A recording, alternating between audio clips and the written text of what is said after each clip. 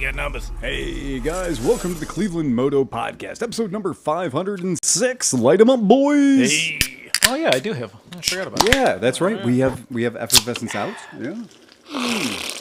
Delightful. So delightful. The lineup tonight, very good lineup tonight in the podcast. To my immediate left, we have Dan Kromke. and to his left, Steve Sleepy. and to his left, Johnny Mac. and in the corner, Speedy Pete. and behind the bar. Tom Pennington. Yay! That's our lineup. Been just a splendid day. It's finally become spring. So I think we all rode here tonight, right? everybody except for John McElfresh. Johnny Mac, Yeah, okay. yeah, that's it. And we actually, you guys all assisted in the repairification of a BMW. Thank We you, did. Pete. Yeah. Yes, one of the highest tech motorcycles I've ever seen in my life just got fixed with a Crescent wrench and a crescent hammer. wrench. Crescent wrench and a hammer. Perfect. I did get to ride once I got here. Yeah, That's true. That's it. So they're all riders tonight. What a day! What a beautiful day. What are we riding? Let's tell them what we're riding. I rode here today, and I've been riding for the past couple of days the brand new Moto Morini 650 or 6.5 STR, and that's their cafe racer standard bike with the parallel ubiquitous Kawasaki Versys parallel twin 650 in it. And what a fun bike! I've just been absolutely enjoying myself. There's no complaint with that motorcycle at all. It just motorcycles. And I've only had a couple of days back and forth to work on it. It's been splendid. But what's funny is my day one ride on it with totally green tires. Yep, Thrust and Justin says if it works, it's not dumb. Yeah, you're not kidding. What's funny is with completely brand new fresh tires on it. And by the way, the batteries that come with the Morinis are factory sealed batteries, which on the case of this 2023 motorcycle, that means that factory sealed battery has been in a crate for over 2 years. And I put them in and put them on battery tenders. When I prep the bikes, I put battery tender leads on everything. So we hook them up to Optimates and away they go. And it's really funny that it was not at all happy. It was like crank was very weak, like super weak crank. So I'm going to got to throw 3 new batteries because I bought 3 of those particular bikes and they're all 2023. So I'm going to pop 3 brand new batteries in there. But this one did start for John. Started for, did you take it out, Dan? John never turned it off after he okay. rode it. So All right. So that's fine. If it starts up and gets me home tonight, I'll consider it to be mission accomplished. But both nights I rode it, when I got home, I plugged it into an Optimate at my house. So, yeehaw. If it's anything like my Versys, and it's a lot like my Versys. It is. It only takes like one little chooch to start it. Because it's like... It doesn't need much. And there's the picture, Sleepy, if you want to throw it up to the folks at home. Yep. That's what that bike is. And it is that livery. It's that red color. God, is it sexy. It is. It's a really good looking bike. It's a really nice bike. And today, because we are breaking it in, we don't want to go too hard on it, but I did get up to 116 miles an hour today on the way into work. Allegedly. Allegedly. Yes, exactly. is that a 6-speed? That is a 6-speed. Yeah, it is. But it doesn't have any fancy stuff. It doesn't have a quick shifter. It doesn't have anything. It has kind of 2 sneaky ride modes, and that is that all of these bikes are set up. You can tell the bike that it wants to be this bike, which is an STR, or you can tell the bike that it wants to be an SCR, which is the scrambler version. And I did look it up, and apparently those are slightly different maps. So for those 2 different machines. But the dashboard is how you tell the bike what it is. Yeah. So the dashboard tells the machine not only how the dashboard looks, but it also tells the machine. It's the funniest thing is it does have tire pressure sensors, which I was very surprised at that. And that when you go to the information screens, which you can do while the motorcycle's running, which a lot of motorcycles won't let you go to the maintenance or servicey kind of screens when the bike's running. This does. So you can go down the road, 2 button presses, you're on a screen that tells you your tire pressures, it tells you everything. But, pet peeve, it doesn't tell you the ambient temperature. And man, I'm telling you, You know that with fuel injection, you know it knows the ambient temperature. Just Yeah. release that. Just put the information on the dashboard for me. That's all I'm asking. I'm actually surprised it didn't give you the tire pressure in like kilopascals. It does, actually. Oh, it does. Yeah, it does. It doesn't do it in PSI? It doesn't do it in PSI. I bet you It can gives it change to you in kilopascals. So you're exactly right, Tom. Yeah, it does. Can you change the units though? Does it give you the? I did. I changed the units on the home screen. Has unit settings for the clock, 12 hour, 24 hours. It has unit settings for miles per hour, kilometers per hour. It has unit settings for gallons or liters, but it doesn't have unit settings for tire pressure, and it doesn't have ambient temperature, obviously. So, yeah, so maybe I got to do more digging. Maybe somebody knows. But in any case, I was pleasantly surprised to find riding it that I could go through different screens. I could also adjust the brightness and darkness of the screen whilst motoring, which is pretty cool. It's pretty neat. And all the ride modes too. And ride modes, exactly. Yeah. Yeah. So, which is funny because when you go to the Escape, which 650, which is the same motor as this, that one does give you 4 ride modes. And it gives you 4 ride modes on the dashboard. So you can go touring, street, sport, or dirt. Yeah. So that's kind of an interesting thing. What Kind of does it do surprising. for dirt? Does it take away ABS and stuff, or? For dirt mode, the intention on the Escape is that it is going to minimize your ABS interaction. So the ABS interaction is going to be almost non-existent in dirt mode. It might actually be off. I have to look a little deeper in the manual on that one to find out if dirt mode really does turn off the ABS entirely. Usually they'll let you lock up the rear wheel, so you can like slide around corners. When I was riding the Escape 650, it definitely did let me skid the back tire. So that's dirt mode. It will let do that. I was playing with my Versys, and it won't lock up the back tire. Because I never really got too hard on, but I was like, this does have ABS. Let's see. It won't do it. No. And it's really funny because when the Zero electric motorcycles came out, a lot of the reviews that came out on the Zero electric motorcycles said, oh, the rear brakes on this bike are garbage. They're just terrible. But they're J1. They're really good brakes. And when I first read the review that said how bad the back brake was, I had to take the bike out and I had to just crush the rear brake from 35 miles an hour. And I mean, I crushed it. And it's the ABS. So the ABS system will not let that back tire skid. And that to the rider feels like, oh, I'm putting all this rear brake pressure on, but I'm not skidding the tire. That's correct. You are putting a lot of rear brake pressure on, but it is not going to let you chirp that tire. Not even a chirp. You can get it to slide going downshifting, though. I mean, Not on an electric motorcycle. oh, wait. Yeah, so go figure. Yeah, go figure. So that's that. Yeah, it's kind of a weird thing. But so I had a lot of fun riding the Seimetsu, the 6.5. It was a pretty cool bike. So, and with the discount they're doing on the bikes, that's a bonkers deal. That bike right now, with the deal they're offering, is $1,250 off. And $1,250 off that bike puts that bike at $5,200. Oh, that's insane. Yeah, that's what I'm saying. That's like an extra week of overtime over a TNT 135. Yeah, it really is. Yeah. If you think about it, it's right. Yeah. Yeah, use $5,300. Yeah, $5,300 for a 650cc motorcycle with a 3-year unlimited mileage factory warranty, 61 horsepower, and you've ridden it. It's a good bike. Yeah, there's no complaint about it. So yay, that's fun. It also I haven't dived into it yet, but on the TFT display there is a navigation setting. And as soon as you turn on the navigation setting, a QR code pops up on the screen that wants you desperately to aim your phone at it. And if you aim your phone at it, they have a pay-to-play navigation system, and they also have a pay-to-play telephone interaction system for your audio systems and everything else. I have not done that yet. Usually I like to spend an hour with a bike to play with all those things, and I haven't done it yet. I can tell you on my Triumph, it was not pleasant. It didn't sync up the way that I wanted it to. So we'll see. We're going to learn a little bit more about that. It's also interesting that the suspension on that very affordable motorcycle out there has fully adjustable front and rear. I mean, rebound, compression, all the things on the front suspension and on the back suspension. You know what does not? My BMW. Oh, really? The front is just a couple of sticks. And Oh, really? The back has rebound and what was it? Rebound and dampening. Yeah. So the front definitely has 10 for Oh, yeah. compression, 10 clicks for compression, and it has 10 clicks for rebound dampening. So That would be nice. that's pretty cool Yeah. for a $5,300 motorcycle. Not too shabby. But So, it doesn't look. The thing about that bike, though, like if you were just riding down the road and like you see some of these cheap bikes and you're like, oh, that's a cheap bike. Yeah. It doesn't like. Not only does the price is decent, but it doesn't look like it should be that price. It should be a more. You know well, what I mean? Like, we had a Rebel 500 in the shop, and that bike looks cheap.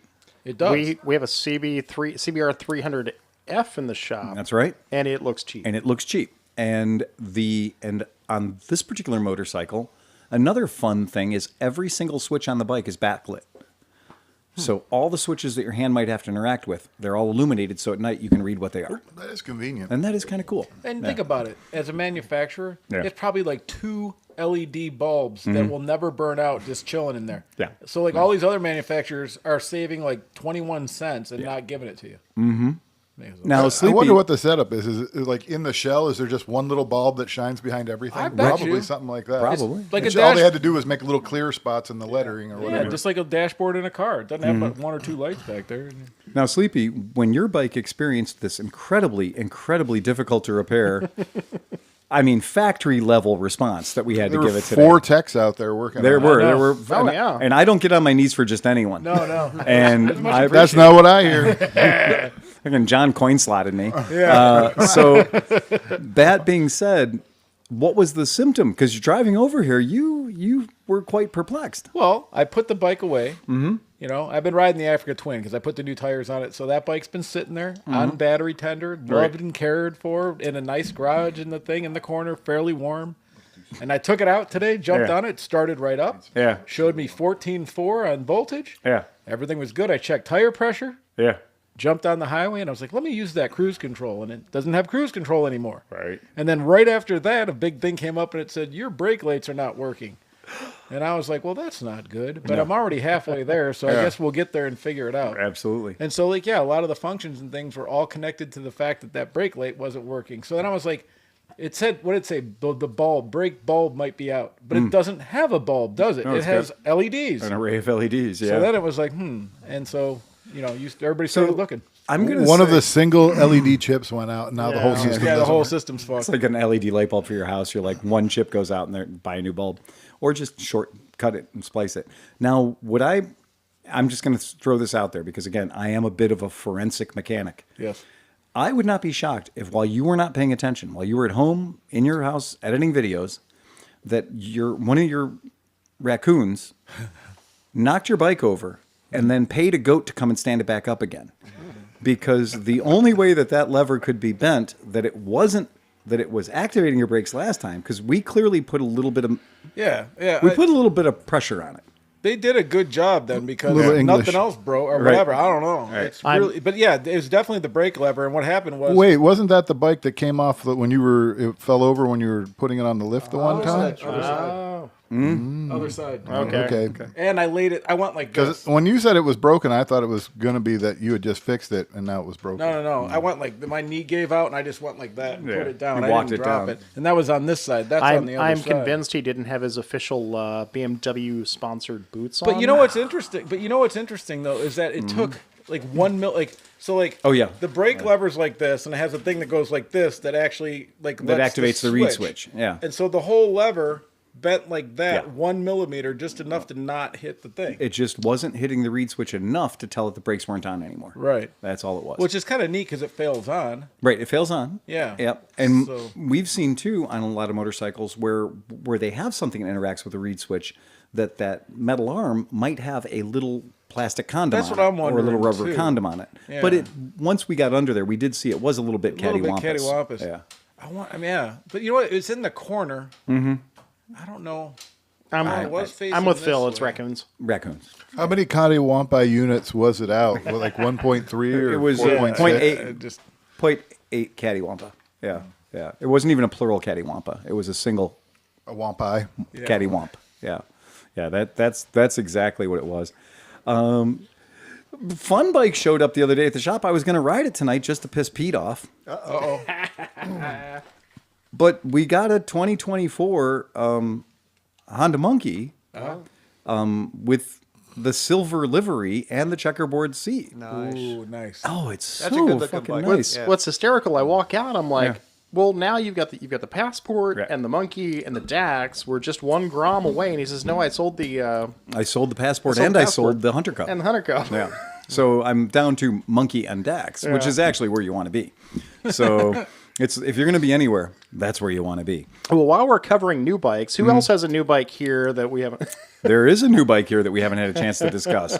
Tell us more. We talked about it last. Did we talk about it? after DGR? After DGR. Talked about how wrote it. I had hit 85 on the freeway on the way here. Again, another Cleveland Moto participant breaking in a bike gently. Yeah, Right. Yeah, that's it. We're really testing that warranty. Oh boy, it's definitely one of those. It's that season where you're like, yeah, man.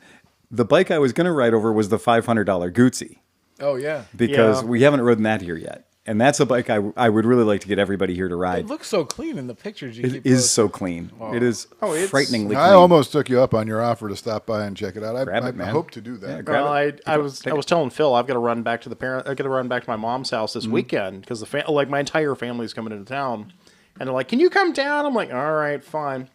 And it just so happens I live in one spot where you can't ride. It actually is part of the bylaws of the place where my mom lives. It's a gated community. No motorcycles. Sheesh. And so I was like, well, I'll just ride the V11 because it gets 1,000,000 miles to the gallon versus my Element, which gets 18. And then I was like, wait, fuck.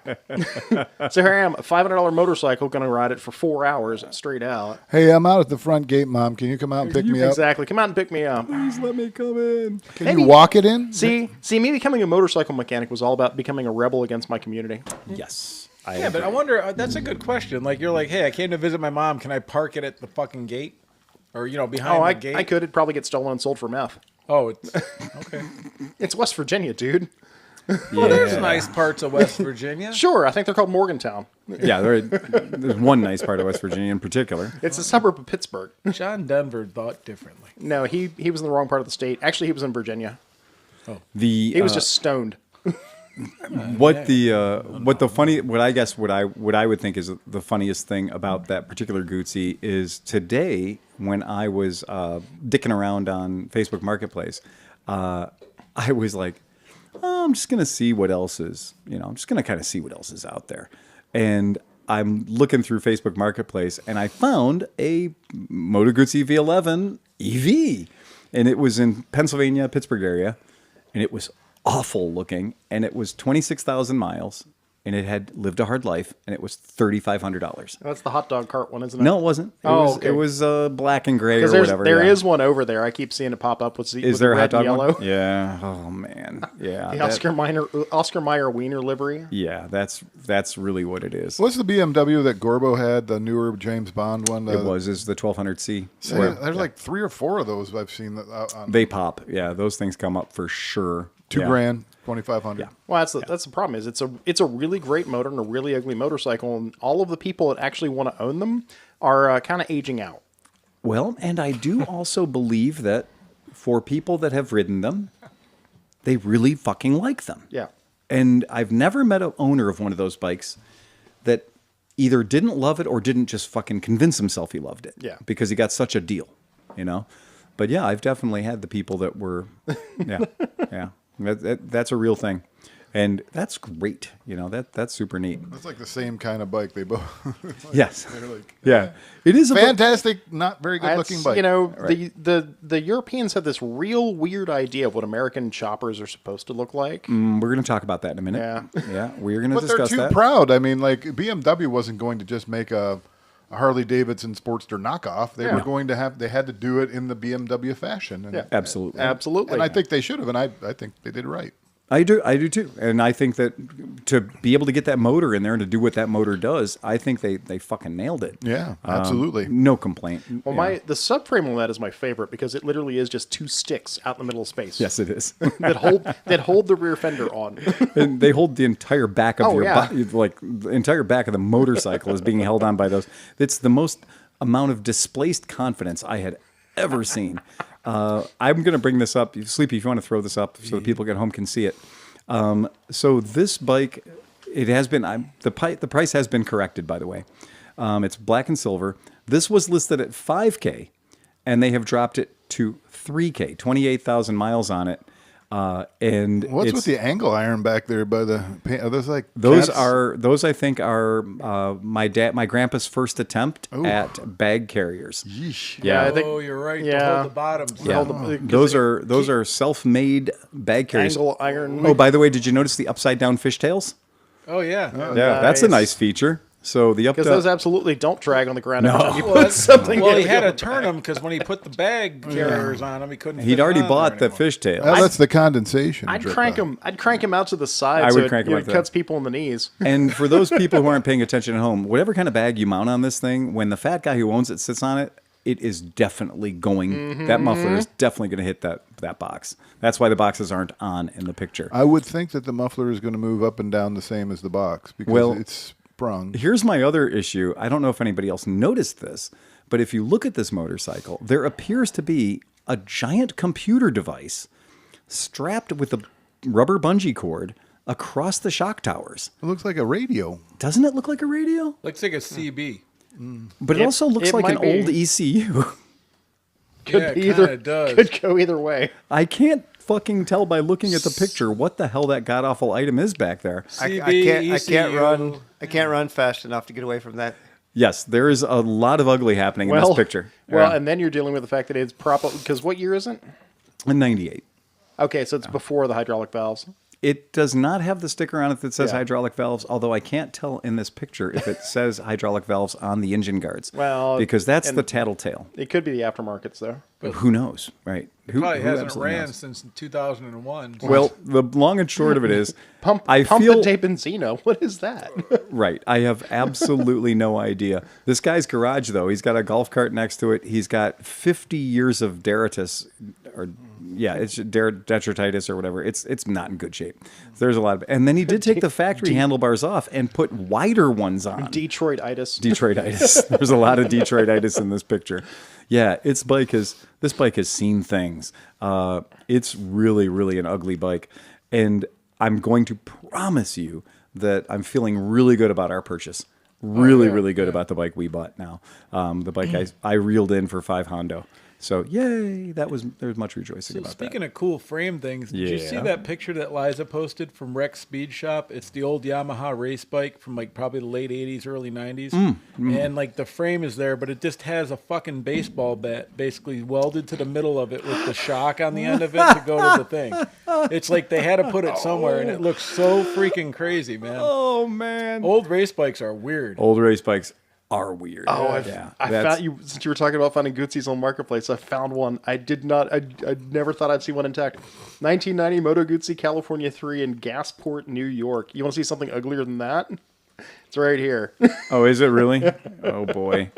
Yeah, man, it I is have to not. send it to you. It is not hard to find Ugly old men, Moto Guzzis. old men that butcher motorcycles. Oh no, this is factory. yeah. Here, wait a minute. Hey, look, Liza got to run into Ewan McGregor and Charlie Boorman. Yeah. Oh, Yay, really? That's cool. That's pretty neat. Did they run screaming? I'm Where sorry. was that? Was she in Europe? Yeah. She was at the bike shed. Oh. So we're going to talk about that in the podcast. This is kind of a big event that she attended. And one of the things we're going to talk about would be a bike that's being released at the bike shed for the very first time. People are going to see a particular motorcycle that we'll talk about at the end of our podcast. That's a teaser in case people aren't paying attention. Yeah, big fun. Yeah, I think those are the big. Keep going, and then there's one of the Yamaha with the body work off. Yeah, that's the race bike. Yeah. Yeah, and that's what that shock is. It threw me off, man. It was Yes, crazy. it should because There it is. it's fucking weird. Yeah, So look at this thing. You pop that? You want to There throw you it go. up? There you go. Throw the picture up. It's like a baseball bat with a shock sticking off of it. Yeah. Is And that the cantilevered rear end or something? Yeah, well, look, the swing arm has a thing that goes up around that pipe and comes up to the shock and goes into that. this is very, Was it like a very TV-75 or something? early monoshock. Yeah. Very, very early monoshock. Look at all, like they had to fit all the TZ. expansion Yeah. chambers Yeah. everywhere. Well, the rest of the expansion chambers are following behind the bike in a trailer because they needed that much expansion. Yeah. There's that much power valve. Yeah. It has all the power valve. Yeah. It's cool, but damn, there's a lot going on. That entire tailpiece is just a gas tank. Well, the tailpiece look is a battery house. Yeah. There's a Moto bat up in there. See the Moto bat? all the electronics. Yeah, all the electronics and everything Oof. are up there. Yeah, far away from the heat and the vibration that can do them damage. But it's interesting. You got a good pile of friends. Yes. When I sent that picture to a dude today, and he was like, "Oh, when were you at Rex's?" And I was Yes. like, "What?" Yeah, And I was exactly. like, "No, my friend is." And they're like, "Oh, okay." Yep. Okay. What's also funny about this particular picture is in the world of mass centralization that is dominant in today's motorcycle racing, this motorcycle has no concern for that. This motorcycle was built before mass centralization. If you look, you would never put your battery above the center of gravity of your motorcycle, Right. because a battery is a particularly dense item. So how many times has Dean Middleton ridden this? You're right. He hasn't put the number 4 and 8 next to that number 1 yet, so we're okay. Everything Dean touches gets a number 418 on it. So yeah, for reals. Oh, that's fun. Oh, that's super cool. Very, very neat. Very, very awesome. Yeah, we're happy that Liza's over there checking out cool shit. Very, very fun. We got a relevant. I wonder if question. she ran into Haley Bell. Oh, She she did. totally did. She did. Yeah. Yeah, there's pictures and there's everything. Hey, pictures. come on. That's her niece now. I mean, Yeah. we're talking about she got to be there to be that Uncle Liza influence in that child's life. Correct. Yeah, you got a job to do. She might even be the godfather for all I know. It's true. Yeah, that's Or a the real Codfather. thing. Could So be. I'm going to throw one up. We got a question that I think Pete could answer because he was illegally posting pictures on the picture thread. But what did you guys think about the Wienermobile race? That's fantastic. I missed it. Is that full contact Wienermobile? There's actually 6 Wienermobiles that Oscar Mayer has. And they had them in Indianapolis as part of the Indianapolis 500 festivities. Okay. And all 6 of them were on the track. Not obviously with the Indy cars, but they had Oh, now I want to see that race. I can picture one tumbling down the bank turn. Just there was a 6-way Wienermobile race in Indy. But then, And Sean's not here. Was there any wiener diddling Again, between them? Or yeah, anything, or- I don't know. If you're not rubbing, you're not racing. And then we were, and then Did because they have the Muff Mobile out in front? they're all chasing a giant bun. Ketchup and mustard are catching up from the rear. Yeah. Wow. So after the Indy thing, they went their separate ways to go back out on the road. Mm-hmm. And there happened to be one in Cleveland this week. It was actually down in Medina. So I went down to lay eyes on the Wienermobile. Yes. And I think it was they have He like he wanted a wiener whistle. I did. They gave me a wiener whistle. Is it as smooth as it looks in the pictures? Oh yeah. Nice. It's all glizzy. Yeah. Did you get to see inside at all? Yeah. Was it full of semen? I ran into a Wienermobile. It was 2 young girls who were like teens, and they were driving it across country. And it kind of was. I thought they had like sleeping and stuff in there. Like it, I didn't see sleeping quarters, but there was like captain's chairs, I guess you'd call them, and there was 4 or 5 of them in there. Okay. But there's this team. They hire like recent college grads to go out on the road all summer and just do events. They just go to. God, that would be such a fun job. Wouldn't that be man. a cool job? these 2 chicks did not look like they were old enough to drink, and they were their job was just to drive the Wienermobile all over the place. I'm Yeah. like, that sounds great. Well, they post the job offerings all the time. Like they pop up about the beginning of the year. So You probably can now tell 'em. spend the night in Oscar Mayer's Wienermobile. Okay. I don't know. I mean, I hope we're not going to step on too many toes for this, but hey, what the fuck? Here we are. It's a podcast. So yeah, for real, they've got a Wienermobile that's converted to a sleeper, and it's got 2 seats in the back, 2 captain's chairs in the back, and then it's got a deployable queen size bed in the middle. Can we rent this from Mid Ohio? Oh, that'd be awesome to show them Ohio and that thing. I mean, what the hell? We're renting an RV anyway. Let's go for it. Oh man, hey, we got a good day, guys, from Sydney, Australia. From Sydney, Alex, Australia. All right. It's tomorrow there. Top of the morning to I was you. gonna say, Yeah. like 3 Hello o'clock there, in the Mr. morning. Hearn. Yeah, very cool. We're gonna very, very cool. totally rent the Wienermobile mobile home. Starting July 24th, fans will be able to book the Wienermobile for a one-night stay in Chicago on August 1st, 2nd, or 3rd to coincide with the Lollapalooza Music Festival. Each listing is priced at only $136 per night, and booking requests will roll out throughout the day. Dang. That's affordable. It's extraordinarily affordable. I mean, are come they on. parking right next to the concert? That seems like the jam. Hey, where you at? I'm in the Wiener next to the concert. Just look for the giant You wiener. can't miss Hey, me. would you like to? Hey, baby, would you like to see my wiener? So the bigger Mobile? question is if it's going to be in Chicago, are they going to have to make it Chicago style with all that weird That's crap what I was on going to top say. of it? It's going to have sport peppers. Right. Yeah. Yeah. No ketchup on that one. No ketchup on that one. Yeah, but it looks very cool inside. That's pretty neat. There was many years ago. There was a Planters peanut car. And I think it was done in the spirit of the Wienermobile. That shit was pretty Don't nuts. ask me where this comes from, but I'm giving a plea for all dressed potato chips. We At all some love point, some all point I dressed showed up potato here chips. and then somehow I heard. I don't know what made me think about it, but I'm like, man, I'm about to find you where some can I voodoo. get some I'm more? about to find you some voodoo zaps. Voodoo Zaps just came out with like a spicy version of the Zaps Yeah. one. Holy shit, are they good, dude? I just want. I remember So if you those. guys want to, Sleepy, if you want to pull this up. Yeah. So this is the Mr. Peanut truck. And they've done several versions of this. And what was funny was... I like the exterior roll cage. It's like looks like the Buckminster Fuller Axiom. I'm pretty sure those are pool noodles slathered in fiberglass. Because it is all veiny fiberglass. wiener. So this vehicle... Kind of looks like the nuts that go under the wiener if you put it Yeah, sideways. you need two of them though, right? Let's get the Wienermobile like right in the middle of that. Oh, that would be great. Like show up, like redo the Wienermobile, put some veins on it and stuff while they're sleeping. So This is why we're not allowed near them. one of these particular vehicles appeared on Gov Deals a few years ago. And when I saw it, and it was not in good shape, it was in really bad shape. The fiberglass was all stripped inside. It was pretty fucking rough.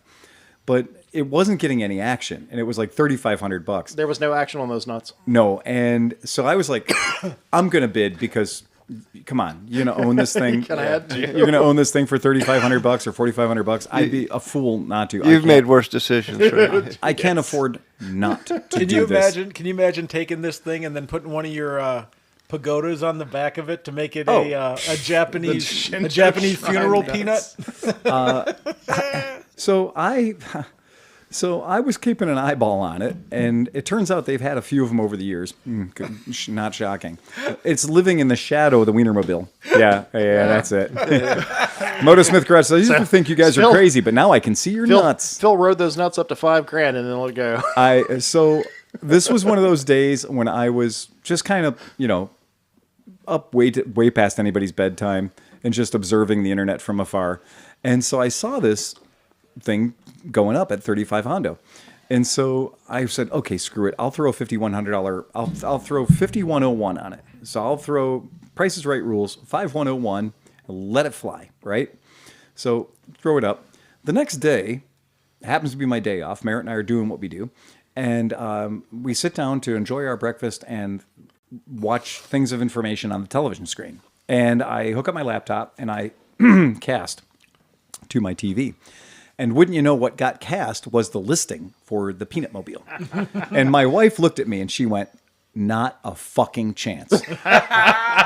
She said, I want to let you know, in the 30 years that we've lived in this house, next to our house, in bold view of the entire neighborhood, has been, and she says, and I will start at the beginning, a 69 El Camino that looked like it was owned by Satan. A big red rocket of love, a.k.a. Ford conversion van, purely sexed out, ground effects, all leather interior, you know it. Not one, but 3 airport shuttle buses from various different towns and villages. Not one, but 2 school buses, a 69 Airstream trailer, a Honda Aquatrax jet ski. She goes, we have not had a single year where there hasn't been something awful parked next to our house. And we have a small house, so whatever we're parking is bigger than our house, right? So she goes, we've kind of been on a run because I was allowed to build a 6-car garage in my backyard. And I've got awnings now so I can put cars under the awnings for winter storage. And I now have more concrete than any house my size in Ohio, right? Places to park and places to move vehicles. She said, for the first time in 30 years, everything you own can be under some sort of cover. By the way, I have a 4,000 square foot warehouse in Parma that makes this all happen. Right. And she goes, if you think for one fucking second that as much as I've suffered, though, I'm going to let there be a giant peanut. The squirrels would go crazy. Can you imagine? You wake up in the morning and there's 9,000 squirrels in your driveway going, Allah, Allah, right? Yeah. Oh my God. So she did. And I said, sweetheart, no, I was just testing the water. And she goes, no, that's how you ended up with 90% of the shit you own. Was you? I just threw a bid on it. I just threw a bid at it. I just threw like I'm not trying to buy it. I'm just bidding on it. And couldn't it just live in the warehouse and then she's none the wiser? Sleepy. Oh, it's just because you threw it on the You're TV. casting ahead. Again. Yeah. You're going ahead here. It was on the TV, Sleepy, which means Yeah, sooner or you're later, fucked up. It's like leaving Pornhub on your computer. all those, No, she would have preferred Pornhub. all those Why don't weird, you watch porn like somebody normal? all those weird hearses that are gold and flamboyant have at one sometime been in my driveway, right? To the point where the neighbors in my little tiny, beautiful, fun little neighborhood, all my neighbors come by and go, well, I just can't wait to see what's out there this week because summer's here. And I know that if summer's here, that means the weird shit's coming out of the warehouse and you're going to be getting ready to go to events. But think about it. Even if you're just a boring person on your street, Yeah. it's so much better than the shit like some Oh, no. broke down ass fucking probably- RV sitting there. At this point, I'm waiting for you to have me make a candy launcher so that when you drive things home, you can just launch candy to the kids as you drive past. I have two neighbors that say, thank God you're here because it lets me get away with so much shit. Oh, yeah. Yeah. Do you want me to be like Phil? I just want 5 motorcycles. Dude, What's the big deal? All I want is one Sea-Ray. I don't need the boat car thing Phil just brought home. I've had neighbors come by and say, "Hey Phil, I see you're out working on the yard and stuff.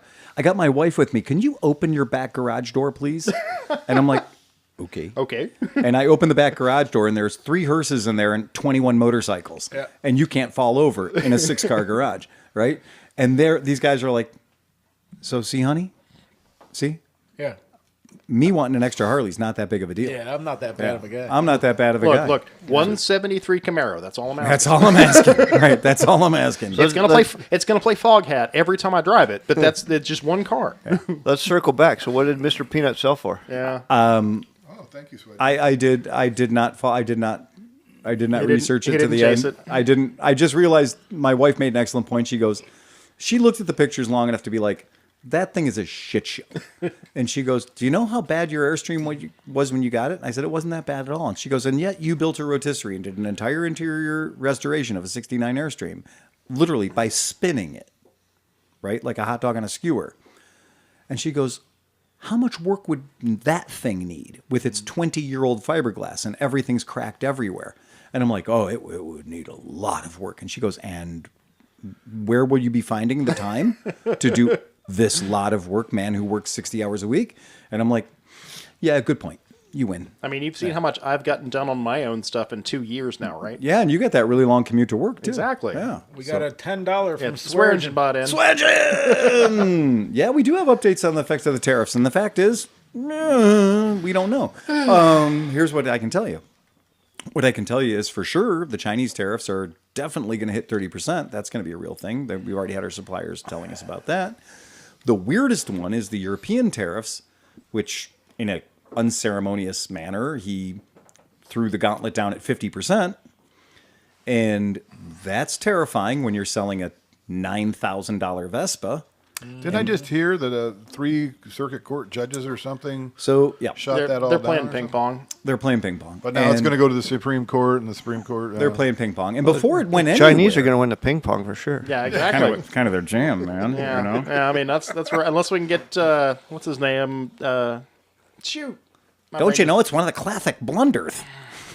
But the I was going to say Forrest Gump, but you went. I went Princess Bride on that one. I do the dives. But do you know what was funny was we got a letter from Piaggio telling us to expect massive tariff increases on our products that we're buying June 1.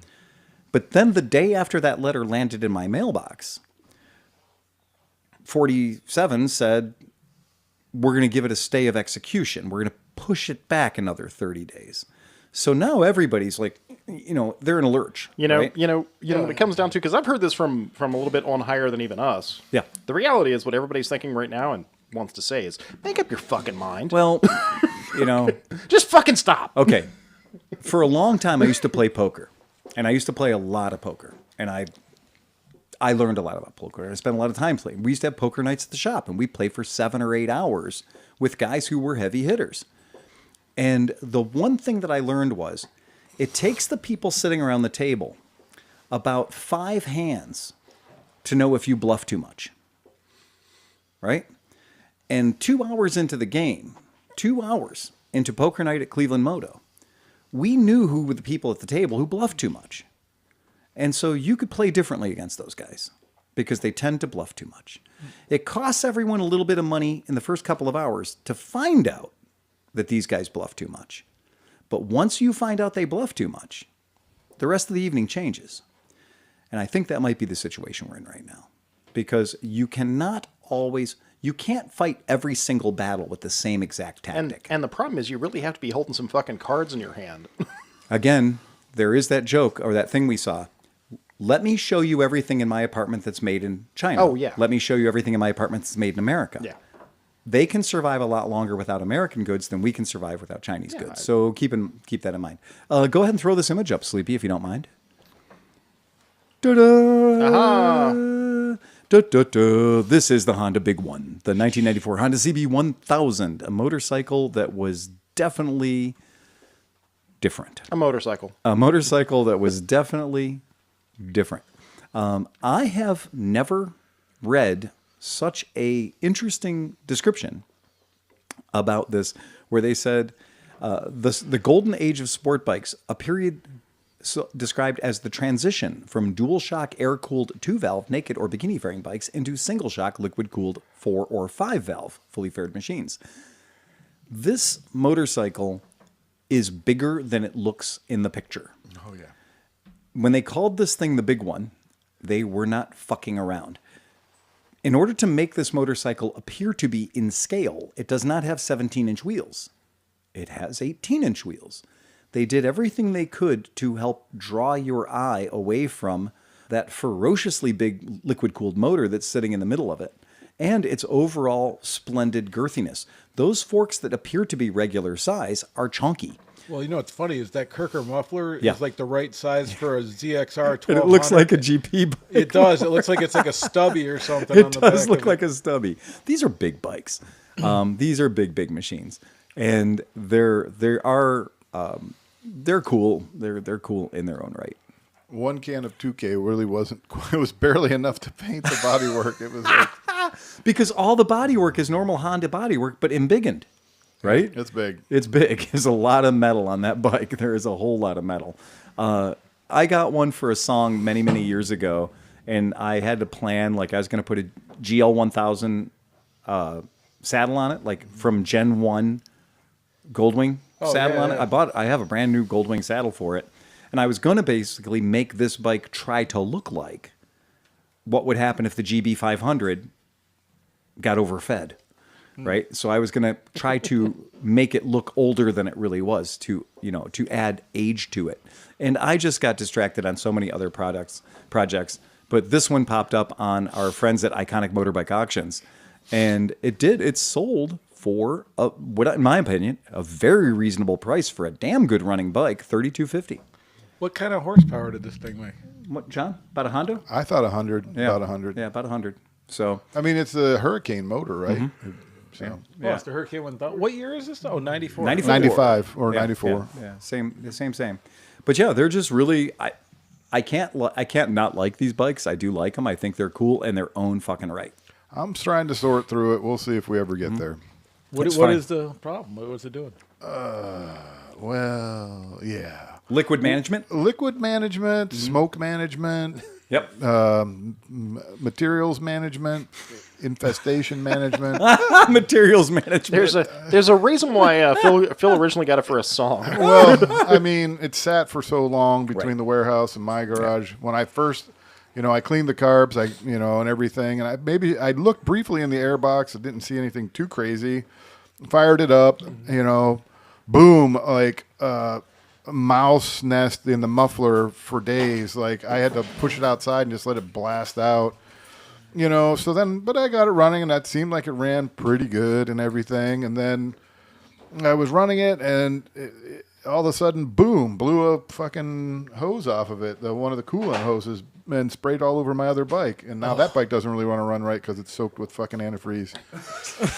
So I did that, and I fixed that, and then I've been running it, and I'm like, I don't know. It seems like it's actually fucking seeping out of the motor or something. And then I found out that the blow-off that was plugged, the overflow. Okay. So I fixed that, and then I've been running it more. Now it's smoking. And I'm like, why the fuck is it smoking? And it's not running. It's just What kind of smoke? White or blue? What do you got? oh, like white. Well, steam. So then it's like, oh, is this a head gasket? went everywhere. Right. So is it head gasket or whatever? But then there's definitely some like when you rev it, there's smoke. And then I went and pulled the air. I'm like, let me check the air cleaner again. Well, then I was like, well, then Phil and I had a conversation about how rodents can make their way up the tailpipe all the way into the engine. Oh, yeah. But it wasn't locked up or anything, so I'm not too worried about that. If there was a mouse living in one of the cylinders, it would have been stuck. Yeah, you're And right. it was never stuck. The pee alone would just. I am concerned that maybe like one of the headers is just packed with shit and has never blown out. I don't know. But yeah, it's a thing, and I'm just I spent way too much time painting on it and everything, and making it like fulfilling this dream of what I wanted it to look like, and not enough time making it run right first. I did get it running right. Well, I thought running okay enough that I was like, oh, this thing's gonna run, And then I spent some time on paint, but now. But I did find out that the air filter was an aftermarket K&N. And the foam on the outside of the filter, there was a little bit of stuff. I did actually end up finding a few nuts and stuff inside the filter, but not towards the intake In side. the airbox side. Yeah, the dry side. But then I did find that the foam on the outside of the filter was deteriorating, and maybe some of that got sucked into the motor. But That doesn't hurt anything. that might not hurt. That might be where it started smoking a bit. Yeah. But maybe that'll blow out. Oh, yeah. But I feel like the carbs might need to be gone through again because it's a 4-cylinder. And it would not take that long to tilt the radiator out of the way and pull those headers off. Yeah. And, I've done that on a bunch of bikes just to fucking be sure. Yeah. Also, if you got a cylinder that's spitting, you're never going to find out at the end of the 4-to-1, but you are going to find out at the beginning of the 4-to-1. Yeah, it's doing some things, and I think the carbs need to come back off. I need to clean things out. I need to maybe just see if there's anything in the intakes and maybe blast a little carb cleaner and turn it over and clean the valves off a little bit in case there was some shit went through there. Maybe pull things out. Again, when this is going to happen, Next winter. meh. it was like a Hail Mary. Like it was like, Right. I'm going to dig in. It was one day I just manically was like, this bike's been sitting here for fucking, I don't know how many years. I'm like, I'm going to get it running and I'm going to get it somewhere. Get it out of my garage, get it whatever, in the wind. Yeah. That happens, man. It absolutely happens. I'm going to tell you this fucking website, Iconic Motorbikes Auction. This is a shout out, by the way, guys. Oh, Unsolicited. dude. I love that. Fucking unsolicited endorsement. I can spend hours on that website slobbering over stuff. The good news for me is that much like Gov Deals, and I can't look at, there's things I'm not allowed to look at anymore. So was that UNCB one, big one? No, it was just a Nobody regular famous? one. Yeah, there's just a regular one. But what's happened is if you go to Gov Deals, you can pull my screen up. It's fine. I don't have my password up there. What's been popping on Gov Deals have been the Harley-Davidson MT500s, the Armstrong motorcycle company powered by Rotax. These bikes, I have one of these, and I have one of the original prototypes. It's a black bike, not a green bike. Is that Gov Deals or Gov Planet?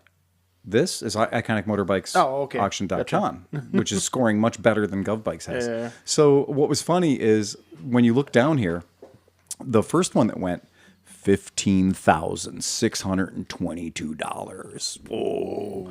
20 years on display, which means every bit of rubber and it's fucking dried out. 7 miles on it. 7 miles on the Odo, 15,000. Then the next one, right? MT500, all the boxes, all the bags, all the cool shit. The weird bullpup carrier, for the gun we never. By the way, the scabbard on the back of this motorcycle was designed for a firearm system that the United States Army never adopted, but we thought we were going to, and that was part of the original bid out. Was they built these cases to carry a firearm that we never ever acquired in our military, which is also kind of funny. So like an AR won't fit in there. No, an AR will not fit in there. No, it's designed to carry something like a Steyr AUG bullpup that are. Because that little part that sticks down is where the barrel goes. Like, That's correct. There's no way. That's the angry end. Yeah. Right, and AR front end or M4 won't fit in there. I like how they decided that, you know what, let's put the barrel so if you hit something and it goes off, your fucking you're your cool. foot's gone. You're just going to shoot your heel off. Yeah, Right. that's what I'm Well, that's saying. going to keep you from getting. That's going to keep you from They getting coulda enlisted angled again. They could have angled it like one more inch and shot Yeah. the ground instead of your foot. Very good. There, that's cool. It doesn't matter because it didn't make it through prototype testing. Oh, that's right. So it failed hard anyway. Yeah. So anywho, I saw those in England when I was over there. That they were riding them over there. Exactly. The British military. yep, the Armstrongs. And Harley Davidson was, this was the stunning moment of hubris. I'm sure when one of the other podcasts we talked about it, where Harley Davidson was like, we're going to buy that motorcycle company because we're going to get the Army contract, and it's going to be 1939 all over again. Bye-bye, Indian, right? We got the military contract. So then this one pops up the other day, 312 miles. And I'm like, okay, the rule is the early bird gets the worm, but the second mouse gets the cheese. Okay? So What? the early bird gets the worm, Okay. but the second mouse gets the cheese. Oh, got it. Because the first mouse got trapped by the... Right. Take a second. Got So as you can see, my concept works on this because bike number one, $15,500. Bike number two, $11,000. And bike number three, $8,560. In my RV, the second mouse was eating the first mouse quite ferociously. Like if I didn't clear the trap, there was no mouse left. So the second mouse gets the mouse. The mouse dehydrator from the first mouse killed the second mouse. Yeah, right. Anyway, Choked on his spine. I just thought it was really freaking hilarious that Iconic Motorbike Auctions has weird stuff. Yeah. Really, And really amazing stuff. weird Like- and amazing stuff. Yeah. Oh, Motorcycle racing history, man. Yeah, really cool stuff. Really cool shit. It's very dangerous for me to go to that website. Yeah. That is an ongoing fucking struggle. For those of you who are in the know, Isle of Man TT is happening right Oh, now. yeah. And just like when Oscar and I went years ago, it's fucking wet. They're having a real problem with water management.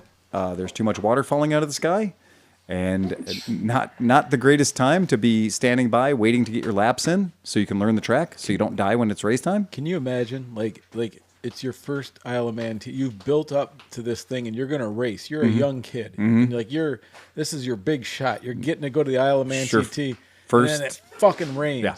Like, Well- can you imagine the nerves? Like, I mean, you're gonna have nerves just racing it, and then you add in granted, those kids probably know how to ride in the rain, but I'm just saying, Yeah, they're the British. first time you do anything, Yeah. you always have all the different. They're just throwing everything at these people. I'm man. going to tell you, I have such immense respect for this race and the people who do it that you need every moment of practice you can get. Oh yeah. And if God is throwing water at the ground telling you that you're not going to practice, you're thinking about changing religion because it's important. Practice is real important.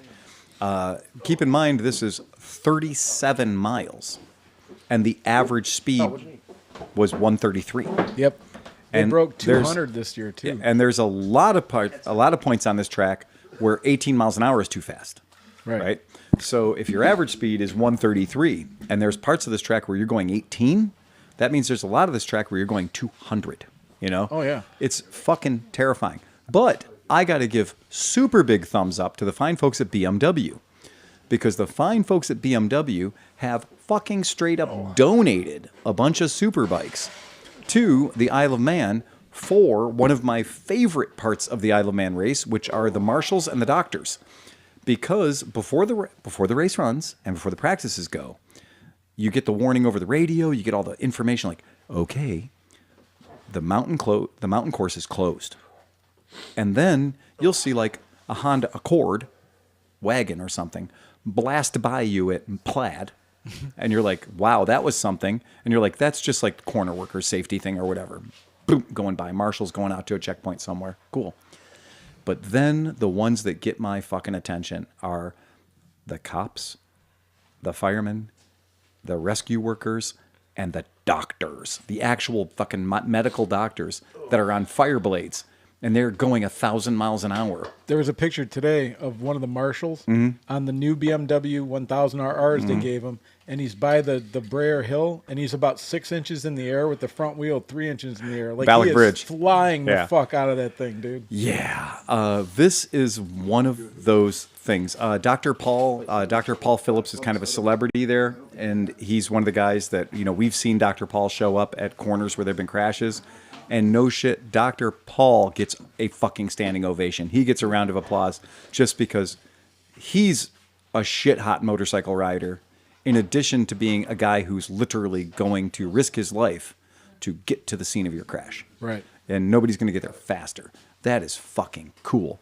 I am digging it. And they didn't just replace the motorcycles, they also replaced the four-wheel vehicles, which is super cool. I'm just very, very impressed. I think that was a really good move on the part of BMW to do that. Super smart.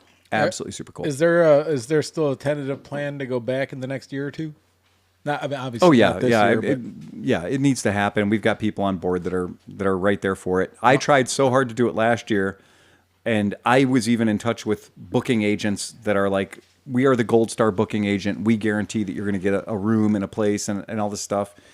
And those guys were like, okay, so here's what I found for you. If you want to go for the last 4 days of practice and you want to go for the week of racing, which is my goal, it's about a 10-day trip, 11-day trip. Here's what it's going to be. You're going to be staying in these 5 different places. Okay? So you're going to move every 2 nights. And the one night, you're going to stay just one night, and then half your group is going to have to move. And then the second half of the group is going to move to the other side of the island, right? And that's where you're going to stay for 3 nights. And then you're going to come back down to Douglas for 3 nights. It was never the point where we had like a house for 11 and days. I imagine with the amount of traffic and stuff, dragging your stuff around. It's not cool. No. It's not fun. It's not easy to be a hobo in that time period.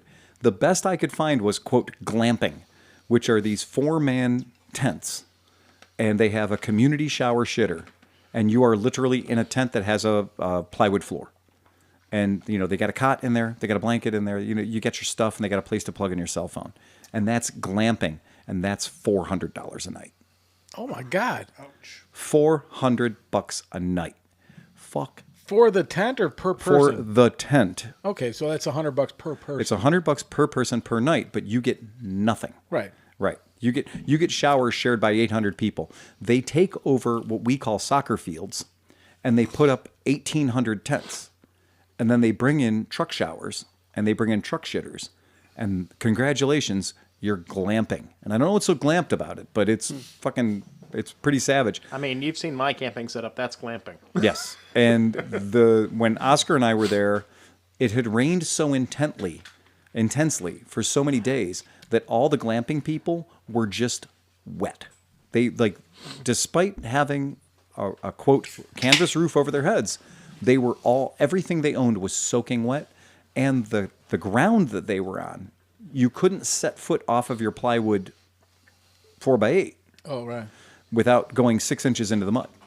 And so they were just dumping bales of hay into this mud to try and give it a place. Oh, that smells so good. Oh my God, man. It was awful. It was so bad. And we'd see guys that were like, their motorcycle was covered to the top of the windshield. Mud and hay. And mud just packed in and the wheels and fenders. Poo and everything else. And their gear is all just covered in mud. And I'm like, did you guys go over the mountain to get here? And they're like, no, we're over at the soccer fields at the, you know, the Boy Scout soccer field or whatever, because there's so many soccer fields, and that's where all the tents are. Oh, boy. So, yeah, that's a tough thing to do. You want to do it right. You want to do it nice, because you're going to be there for 10 days. Yeah. And for us, the first time we did it, we didn't know how good we had it, because we were willing to throw some money at the problem and get the house. Yeah. And getting the house means that, you know, 7 people could sleep there if 4 are willing to sleep on the floor. But that's the conditions you have to be ready for. I'll sleep in the shed outside with the bikes. I don't care. The patio was fucking amazing. Yeah. Yeah. The patio had a couch on it that you could sleep on all week long. It was pretty nice. I'm about But experiences. The kitchen was awesome. I'll sleep on a wet soccer field. I don't give a shit. As long as it's all part of the thing, I'm in. It's all part of the thing. So, yeah, cheers to BMW, man, because I'm super excited to see that. And BMWs have been winning at Isle of Man recently, so that's really nice, too. Knock. Fucking knock. Fuck knock. Fucking knock. It's me, knock. His handle is carburized. I still got that super hawk knock. How's that 30 miles per gallon treating you, buddy? Yeah, I understand the gas is kind of expensive out there on the West Coast. We love knock, man. I wish you were coming to AMA Vintage Days this year. Yeah. Man, we'd take care of you, buddy. Come on, bro. Yeah. Show up. Be a man. Show up at AMA Vintage Days. Phil has. Nah, you don't have to be a man. Just show up. Phil, Just show up, Phil has status on Frontier, so Yeah, that's true. I do. That's the weirdest thing. It was so easy to get Frontier status. Get their fucking credit card.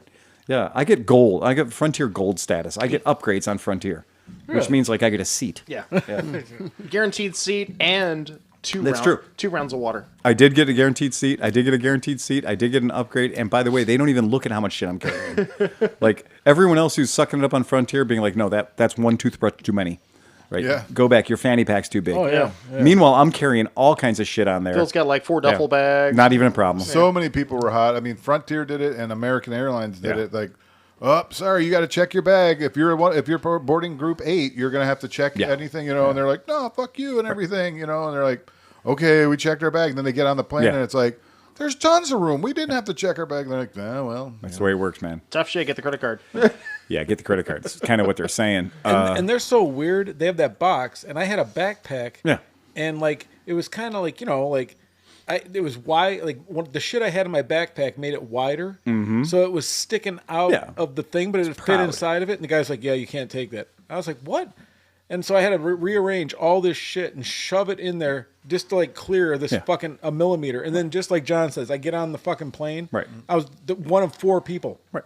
And you could have given that shit to me, and I could wheel it on a wheelie cart, and they're like, "Oh, gold status over there." Do you have to be? I would understand if like you're trying to fit a 3-foot thing into a 1-foot thing. Right. This was like a millimeter, like literally this much sticking off the top. It's of it. ridiculous. Phil's over there like $20, man. I'll carry your bag on for you. That's right. I'm standing up there taking tokens. I used that And the Amazon drug bag. mule's like, "Cool, here you go, dude, $20. Holy shit!" I used the Amazon bag, which is the perfect size for the personal item carry-on. Pack the shit out of it, and as soon as I get on the plane, I throw it in the overhead. Yes. Yeah, absolutely. Fuck them. Yep. If you want to throw this picture up. Yep.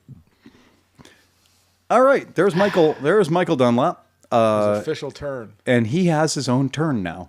So on the north part of the course, MD's, Michael Dunlop's turn. So how cool is that? I mean, I don't like how unofficial that is. that's how they are. They're temporary. If they were nice, people would steal them. Yeah. Yeah. So they're nice, and people respect them. They are what they are. They change colors. Sometimes they'll change the color a little bit, but it was funny to watch the videos of him out there in years past painting. Painting the posts where the barbed wire goes, the fencing posts, and he's painting him. He's like, "Yeah, my dad taught me to do this.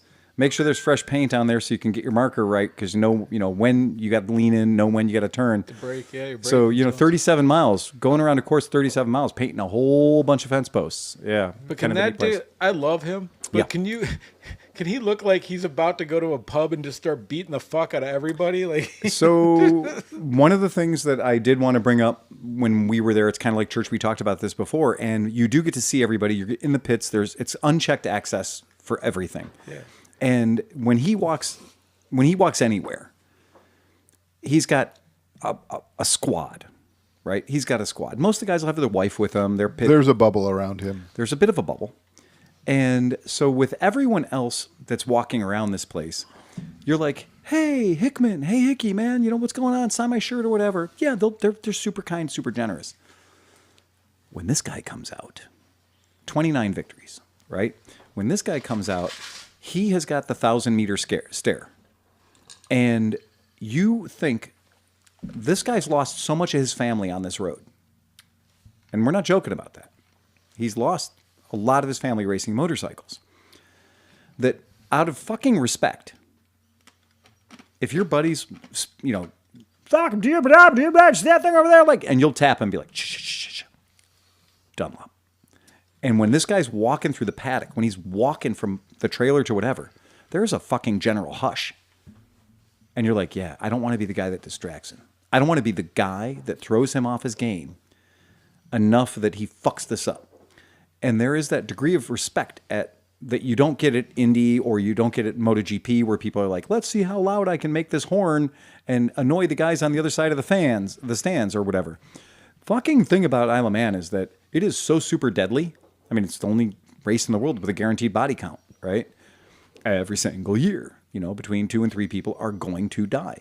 And that's the racers. There's also spectators that's lives are lost too. But there's this interesting sense of like, okay, be cool. Just be cool. Don't be the guy that runs up to him and asks for an autograph and fucks his fucking brain up. Very interesting. Thought that was really, really something. When you saw these guys, right? Yeah. Because you see racers at a track, and like a lot of these guys are going through the course, at the 1.2, 2.1, 1.8 mile track. Yeah. But this is 32 point whatever miles, 37 right? miles. So what are these guys doing? What do they look like before? Like, are they going, like, do you see them kind of going like this and rocking through the track, or are they more just like, I'm focusing? And when they're in the pits, I was actually fucking shocked about us walking through the pits, and everybody that's in there, you can't tell pit crew from, racer unless they're wearing leathers, right? Because they're all working on shit. These guys are all mechanics. These guys are all self-spun guys. They're teching. They're giving last-minute changes to the motorcycle. They're doing everything. You would think that these guys would be sitting in the lotus position with incense burning, Right. just fucking trying to get in their head, right? But they're not. They're remarkably human and remarkably cool. But I will say, and Oscar and I were standing at this one particular spot where we, and we'll throw a picture up there, that we saw. I'm going to throw this picture up just because it really does kind of show a moment. So this is fucking stupid ads. This shot right here. This shot, if you pull this up and throw it up to the group, there's a yellow fence in the picture right next door to the Raven. And the Raven, there's been a lot of crashes right here because you notice the motorcycle's not touching the ground. And it's really hard to steer a motorcycle when it's not touching the ground. And in this particular And case... these aren't dirt bikes. Nope. And in this particular case, you're coming into this jump, this little tiny bridge, this adorable little bridge. And you're coming at this bridge, and some people have come at this bridge too spicy.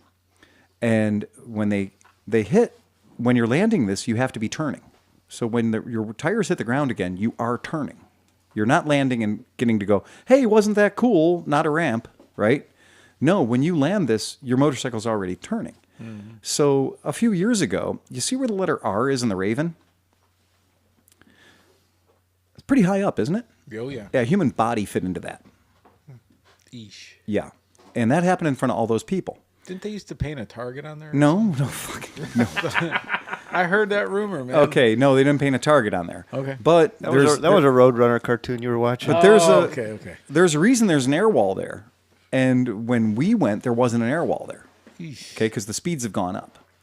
And the likelihood of hitting that building has become a little more intense, right? Yeah. And Oscar and I were standing behind that fence all day long. We got pride of place. We got some people that were there that knew exactly where to stand. And they were like, don't be a fool. Don't go with those other people and keep standing deeper into the street. When the marshals come up and set up the yellow fencing, there are some marks painted on the ground. And they will set that fencing on those marks. And if you are in front of those marks, you go to the back. If you are on those marks, you're in the perfect spot. Somebody just creeped up the driveway. Yeah, really? We'll see if somebody opens the door. Well, it's gonna. Yeah. I apologize to everybody watching Yeah. because all cameras will be knocked over and the Yeah, audio right? will be Yeah. destroyed. If it's who I think it If is. it's, yeah. Oh, you think? Okay. I mean, it could be. All right, it could be. All right, fair enough. But the year that we were watching, John McGinnis had a technical. And so he had a technical, he stopped racing. He stopped riding. And when he stopped riding, everybody was like, this is the coolest guy in the world who literally just broke down in front of us. He was not broken down for 10 seconds when he jumped off the motorcycle. He had the biggest look of, like, my life is easy now. And he said, did anybody got a cigarette and a beer? I left them on my other pants. Holy shit! Hey, look at that. We got a grumpy sewer guy in the house. Woohoo! Yeah. Sorry about that. I Don't be sorry at all. You're here, buddy. was planting grapes and You're planting grapes. You were planting tulips. Concrete or Concord? nope, I was doing Syrahs. Oh, Syrah. Ooh, fancy. So I I do Concords too, but I have Concord, but the problem is the raccoons get there before I do. yeah. Yeah, so they left me one grape. There's so much out at the compound that I can't run over with my quad runner. It's quite annoying. I've killed 25 out there, so there's probably like Right. a million. So Yeah, they're probably a million. Yeah, I've decided, Merritt and I have had a discussion about the grape arbor, and we're like, well, you know what, they get it. That's fine. You know, we're not trying to, we can buy grapes. You know, we don't need to have the all-night 24-hour raccoon shooting gallery. Steve's doing a lot of planting. It's really pretty impressive. You got Cool. what? Horseradish, peppers, yeah, grapes, my plan is to have a victory black garden. to do mostly black raspberries Oh, cool. because it's a big thing now. Plus, I have a really good strain of black raspberries I've been growing for like 20 years, and so I have peppers, Strain? watermelon, pumpkin, cantaloupe, corn. I have 2 different kinds of heirloom corn, potatoes, Kennebec potatoes, and then I have 3 apple trees. I planted figs. Jesus. And I'm trying my hand at these grapes. Yeah. Concords are what most people grow around here. Sure, yeah, they grow But naturally. they said that Cleveland is actually a good environment to grow the ones that I want to grow. We've changed our zone. Our zone has become warmer now. So now we can get into different varietals, which is pretty cool. It's a regular cornhucopia out It there. is a cornucopia. You have a limitless supply of good fertilizer out there, so Yeah, but the soil is like this guy built his house on like a landfill. oh really? I mean, there's so much debris in the ground. So I've been pulling a lot of the stuff out. Probably going to be pulling pieces of barn out of there for the next 20 years. No, that's melted down to China. So No chance of that at all. From what I heard, there's a fire still burning under his property somewhere. yeah, it's like that town Yeah. in Pennsylvania, that cold town that's Yeah, burning. absolutely. Yeah, that is a real thing. Steve just got God's mower. Oh, what did you get, Steve? I got they had an auction. We auctioned off our old Kubota Zero turn. diesel Nice. zero turn. Oh at man, work. Z25. And so I got I got it for like $2,000. that is awesome. Oh, So good for it's you. It's a great mower. I mean, Yeah. it's a 25 horsepower, 60-inch deck. Yeah, But man, I love that mower. I've been mowing on that thing for since we got it, yeah. and it was just worn out and electrical issues and bad transmission and And I'm sure you didn't cause those electrical issues to make sure you got a good price. no, there was a Yeah. serious electrical issue. We replaced the alternator on it. We replaced Yeah. the rectifier. We did a ton of stuff to Oh, it. so you're saying it was a Suzuki? Yeah. So We didn't tank the auction. I mean, I cleaned that thing up and serviced it as we were going to try to use it this year. Right. So it looked fantastic. I felt bad. I'm like, we should have got it muddy or something. Oh, you definitely should have got it ready for the auction. But he got a really good price for it still anyway. So yeah, whatever. I mean, but it's an open auction and it has an extended time. So if anybody really wanted it, They'll keep it going. right. Yeah. So there's no. I mean, it's not. You're not ripping anybody off. I mean, if you bid X amount of dollars and Right. they can outbid you at any time, and then it extends the auction for 3 more minutes. Right. So it's not like you can't snipe it. No, I think that's the way the government auctions are all running because They should run like that Yeah. because that way there's it's interest. fair. Yeah, there's interest. Keep going. But there's also something on Gov Deals that I really want to get. Currently, Yeah, it's a Rolls Royce. This is a tank. It has to be a tank. Oh, is that the M41? It's a 76 Silver Shadow. Oh God! Oh Jesus Christ! Well, you know what's going to happen. Remember, like when he got into vintage bikes, it was 1, 2, 100. Yes. So now it's going to be weird vintage cars, which is Oh going to. man! He's already gone. Right? Exactly, man. Like, yeah, What about the BMW and the dump truck and the thing and the other BMW? yeah. Yeah. It's just it never ends well. Silver Shadow, meticulously maintained. It says. Oh, yeah. my! Oh, we got God. to see it. You got it? No, whatever. It's poo brown. And it's not a good color, It is but poop brown. It's perfect. Put number 2 on the side. It is great to go. The golden wings of ecstasy. This is truly a Rodney Dangerfield special here, man. You know, it's got the Landau top. the interior is Oh, it's got to be beautiful. white virgin lambskin. If you right? buy it, you get a free bowl of soup. It looks good on you though. Anything with double headlights is fine with me. Anything with double headlights is fine. I will tell you, Mr. Hoffer, this is a very dignified looking car. Yeah, is this a 1976 too? This is the height of the gas crunch. Yeah. I'll tear that engine out and put a 3-cylinder Yanmar.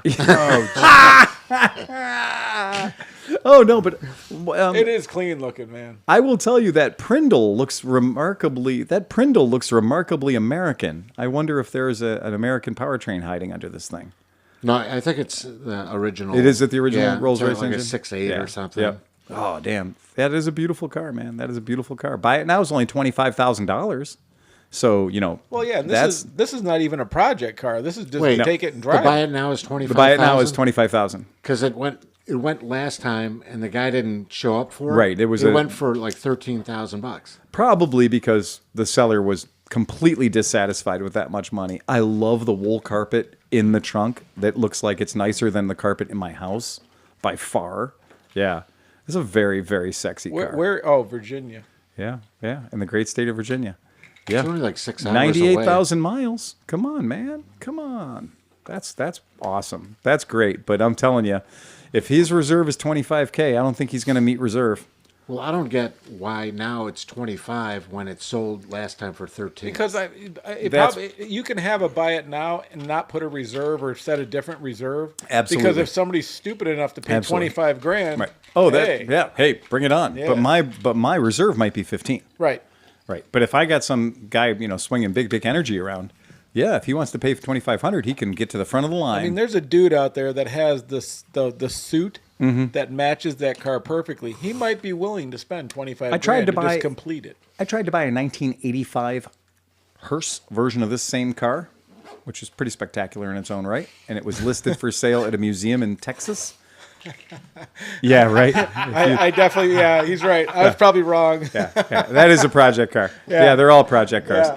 Yeah. That is true. I tried to buy a hearse, and one caliper was stuck on the hearse. And so it was like, it got a clean bill of health. It was blue with a gray leather interior and a gray top on the hearse part. And it wasn't even a weird ornate hearse freaky thing. It just looked like a really fancy station wagon. And it went for about $8,500, $9,000. And I was like, I can own a Rolls Royce for $9,000. And then in the very, very small notes, in the small print, it said, we believe that the right front caliper is stuck. It runs, but you shouldn't drive it until you address the right front caliper. So I said, well, how bad can that be?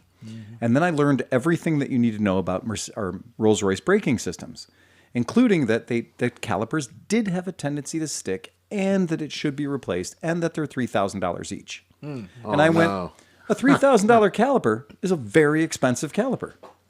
And there's 4 of them on that car. Yeah. That sucks. I imagine that any part on that car is not cheap, except for like the very, Right. And I imagine that's why oil barons and whatnot, this was the car of the oil barons, this was the car of the sheiks and everything else, because they would drive it for 10 or 15, 20 years out in the desert. Very tough car, very durable car. But then when things started breaking, well, they didn't care. They got another one. It's just like owning a Ducati. As soon as you have to service it, it's time to get rid of it. No, they pulled it with their camels. Yeah. So I think it's a beautiful, beautiful car, and I'm gonna guess his reserve is probably around 15. Redoc, that's where all the old Pope mobiles. And where do don't threaten me with a good time. You need a Pope mobile, Phil. That's got to be a goal now. I swear to fucking God, Where's the Vatican Gov deals? Vatican Gov deals. There's got to be a Vatican Gov deals. There's calf got deals. to be. There has just got calf deals. Calf deals. Oh man. I see a Century would be better then. Right. Well, there's a few I'm looking at. I could get behind right you now. buying a Century, but not that Rolls Royce. No, I'm looking at a couple of That's Centuries just a right now. dream. I'm not going to buy it. I'm just saying that it's just a nice looking. There's a car. Century hearse right now in Yokohama that I've been keeping my eyeballs on, because what's better than a Century is a Century 2 people can sleep in. And that's not too bad. And it's a 4-door too, so it's a long wheelbase. I just had a total vision of Steve owning that Rolls Royce. Yeah. Him and his wife, they go to a nice dinner, and she gets out, and she's dressed lovely. Yeah. And then Steve gets out wearing the blue Shorts. and white striped shirt with Yeah. the shorts with Yeah. a suit jacket over it. Oh yeah. Do you have any Grey Poupon? I saw one Century with a stick. What? I don't know why. Holy crap. I don't know if it was a custom, Oh, that's a but unicorn. it was a Century with a stick. Oh shift. my God. Was it the old 8 or the 12 cylinder? It was the 8. The 8. Yeah, that makes more sense. Yeah, I believe that. People are going crazy. Hey, what the fuck? Tom has legs?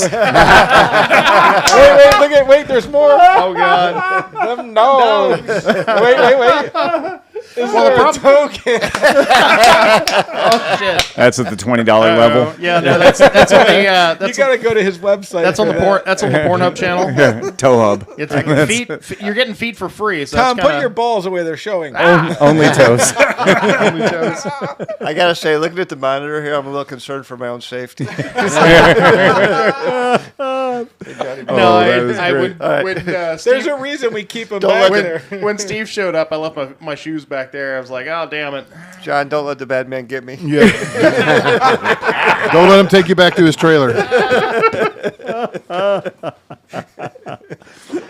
That's a. Normally people pay extra for this kind of foot action. I say, yeah, you got a whole new career ahead of you, buddy. It's we- not a new career, Pete. New fan base. Let's say. Let's put it that way. And Sean's not here. He's gone from the south coast of America to the north coast of America, just spreading joy and his legs. We had a customer come in the shop the other day and had brought in a rather tall truck and with a bike that had to be extricated from the rather tall truck. And so I have all the ramps. Like, we have a collection of ramps. So many ramps. And so the guy's like, well, can we get the bike unloaded and everything? Yeah, I'll take care of that. Jumped up, hopped up real quick, get the bike unloaded. So he comes back a few days later after the bike's been serviced. Comes back, he goes, well, yeah, I don't know, you got the bike out of the truck pretty easy, but I don't know how we're going to get the bike back up in the truck because, uphill's harder than downhill. And I said, well, it's no big deal. I said, Tom's here. And he goes, Tom? I was like, yeah, Tom, our mechanic could just grab it, just toss it up in there, no big deal. And he was like, oh, haha, very funny, right? Whatever. And so we're kind of outside, and that was a steep as fuck ramp. Oh, yeah. And that was super sketchy. And Tom comes out, and he's got his onesie on. So he's got his shop onesie on, his speed suit. Speed suit. And he comes out. Is it a romper? It is totally a romper. Yeah. It is 100%. Yeah, it's a long-legged romper, for lack of a... But he comes out in his speed suit, and Tom comes out, and he's like, oh, you guys need a hand with that. And the guy looks at me and goes, see what you mean? I was like, yeah, there's not much that Tom can't move. Yeah.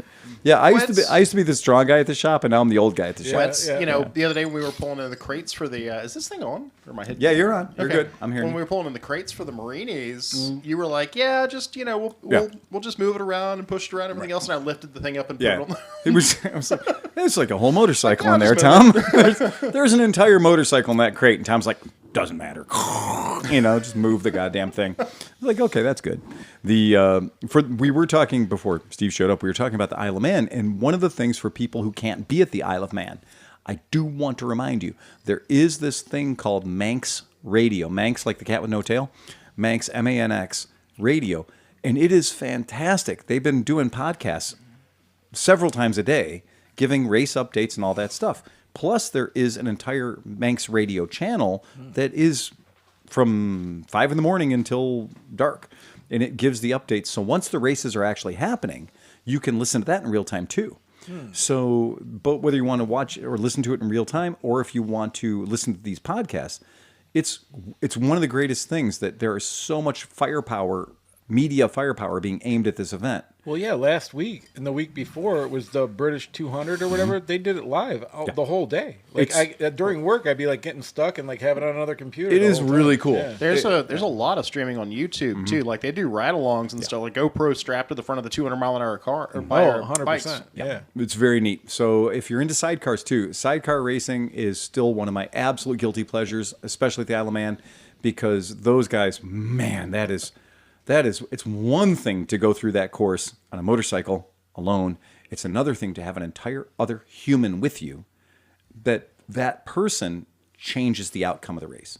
Like if that monkey does their job right, if the passenger does their job correctly, you win.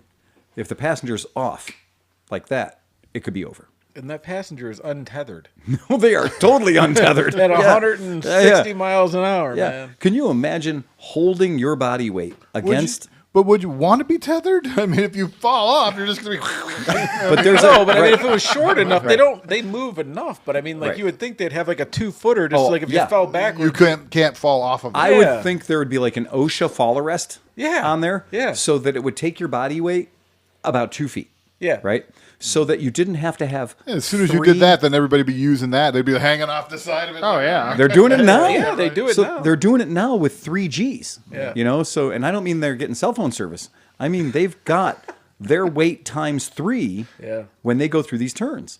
And when you look at those things going through the turn flat, the only reason that thing's flat is because there's a human being acting as ballast 3 feet outside of where your outboard wheel is. If you guys are into this, I have a video on my YouTube channel, and it's in 360, so you can drive the video and Super look where great you video. want to. But it's our friends racing sidecar, and I swear you can see her muscles pop through the leathers when she's hanging off the fucking bike. It is crazy. Man. Andrea has to have forearms of steel. Seriously. Because holding onto that thing, and also, where did I put that handhold?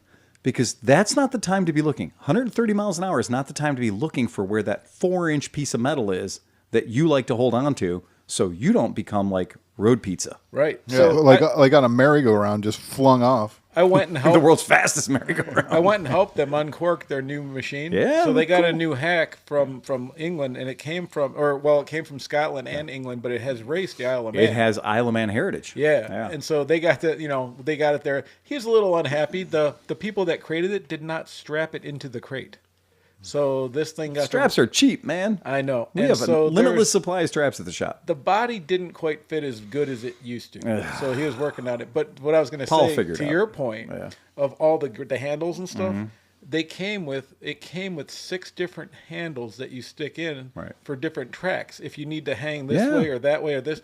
But then the disconcerting part is that the main rodeo hoop where she grabs onto now looks like a metal dildo sticking off the top of it. It has a knob Yeah. with the thing, Yeah. and it looks like if you had an issue with that thing and it flipped over, Oh, it yeah. would impale everyone. This is the Hickman brothers. I'm sorry. It's not the Hickmans. Phil, you fucking it up. Anyway, these guys build rigs for other people. In addition to being world record holders, Tom is promoting his Feet Finder profile. Yes, this is true. They don't build Welcome to Only Feet. sidecars for themselves. They build sidecars for all the other teams. Yeah. So, like, if you're winning, you're racing one of their rigs. And when they were giving us a tour of how they build their rigs and everything else, they're like, yeah, this, like, hand position and body location, like, it's different for every single passenger. And they get so cool. Like, so his old rig, you can tell it was once a motorcycle. It had a swing arm. Yeah. It had motorcycle-esque parts to it. This new one, like, he can change. The other one, you had to take the bodywork off, remove the fucking swing arm to change the rain tires, right? This one is a single-sided swing arm. It's like you can change all the tires in like 5 fucking minutes. pretty It's like an amazing. F1 car that's squished into a motorcycle-ish thing. Yeah, it's a sidecar. Yeah. It's a kneeler, man. It's what it is. But I always wanted to know, and if anybody out there's an expert, I want to know how they determined where to, like, I get it on a normal sidecar, right? But on a racing one where you're putting that much, force down and stuff, like how they figured out, because those wheels are all over the place. It's not like you would think it is. It's like really weird looking, like the placement. It is definitely one of those weird bastard children of the motorcycle sport. It really is. And that's when you see them and you see how weird they are. And then you also kind of see how they've evolved and how different they are than they were 30 years ago. Because, yeah, you're right. They're like little mini Formula One cars now. Yeah, and like the engines, like his old one, he was literally laying on the valve cover. His chest, all he had was a knee mat that you'd use in the garden thing. He'd put that on that's top it. of the cylinders and lay on that to pass it. This one has like a fiberglass tray that kind of lays there like that. And it's really weird where the feet are. Like, man, you want to talk about shifting weird and stuff. Like, your Right. feet are laying down with your toe kind of up, and then the shifter is beyond that. Like, it's fucking crazy. It is. And I'm of that opinion where that's still 37-mile course, and they're doing it in 18 minutes. Okay? So average speed 120 miles per hour, and you're on the ground. Yeah. And you're twice as wide as any motorcycle there. And then you throw a passenger another 3 feet out past that. It's fucking terrifying. It is absolutely terrifying. And it's one of those things that the Burchell brothers, that's the team I was thinking of, they were, when we were in their pits, these guys were like, hey, how you doing? Come on over here. You want a drink? And like, they were just super cool and nice to me and Oscar. They didn't need to be. And then they're showing us everything on the rig, and they're like, oh, well, this is the way we set it up for us. But then come on over into this other guy's, and they're going to the next tent.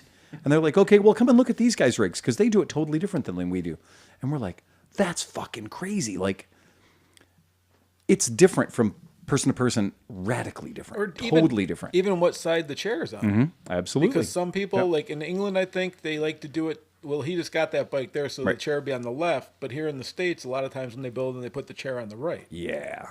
But they can all totally race different. together, which is kind of weird because now you got alternating chairs eyeballing each other Well, and stuff. it's just the way, it's just what it is. And we've got friends And up a in different track might give you different advantages for Absolutely. that too. Yeah, Right? of Like, course. you Yeah, almost- yeah, yeah. Absolutely. Absolutely. And it's funny where when you think about that, you're like, okay, well, that son of a bitch must have a 1400 cc engine.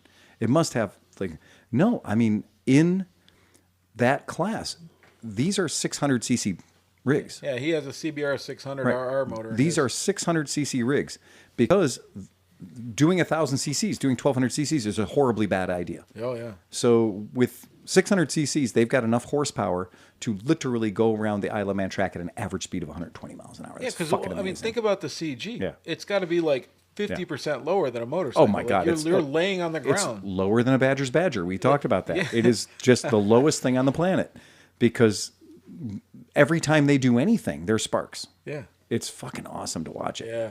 Yeah, it's pretty cool. Those bikes are, give or take, those sidecar rigs. The whole rig is what does that come out to be? About 340 pounds. Yeah. It's just Without the tubes. peoples. Yeah, right. It's just It's tubes. 340 pounds and 150 horsepower. It's really cool, man. Super neat. I dig it. I just absolutely love watching it. It's super cool. Yeah, can never get enough of it. I hope that this year at AMA, Vintage Days, I'm shaking your head. I just they called me yesterday and he was a little upset. Yeah, we were talking about this at Distinguished Gentleman's Ride about how They dropped sidecars and took the baggers. literally they took. Yeah. You Since mean the baggers? I'm the sorry, AMA. Did you mean the crowd pleaser and the second biggest crowd pleaser? Yeah. Wow, that's like having a strip club with no For ladies in it. vintage days? Yeah, they brought the bagger racing in and they're bumping the sidecars. Wow. That's bullshit. So I said, well, that's okay because now you guys have the weekend off, so Right. come down to our tent. They and can we're spend gonna more sing time. songs and party. That's true. Hang out at the FEMA camp. That's right. Hey, Have the FEMA Slicky, you camp. got your soundtrack ready? Your Oh. sing along? Oh yeah, yeah. Oh, we got You our, get that list? we got Oh, we a got list more out of it. there, Yeah, man. yeah, we'll Oh do yeah, that, man, absolutely. You got to work that up already. I got to Yeah. get my kazoo ready. Yes. Yeah, no, I've been keep adding songs. I keep hearing ones. I'm like, oh, that's really good too. So yeah, That- I gotta you're- do it. you're We getting gotta publish a this decent soon. little You run out playlist. of time. I'll get it. I'll get it. Okay, so I didn't want to bring this news story out. I threw a little teaser up there on Instagram Wait, about it. Is it? Wait for it. Okay, go ahead. Yeah, hit it. All right, breaking news, folks. Honda, late to the game as always. Honda doesn't go anywhere until they know the water's safe. Honda has been doing this for about 25 years.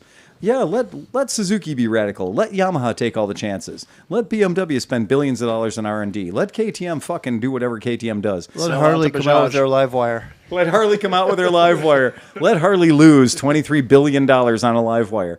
Honda always sits back and goes, okay, yeah, that didn't work for them. Don't do that. Well, that was a mistake. Don't do that. Okay, so they did it. They finally have released their electric motorcycle. And because all electric motorcycles are always vaporware until they build 1,000 of them, here's Honda. And not only does the motorcycle exist, but they're having little Chinese girls ride it around.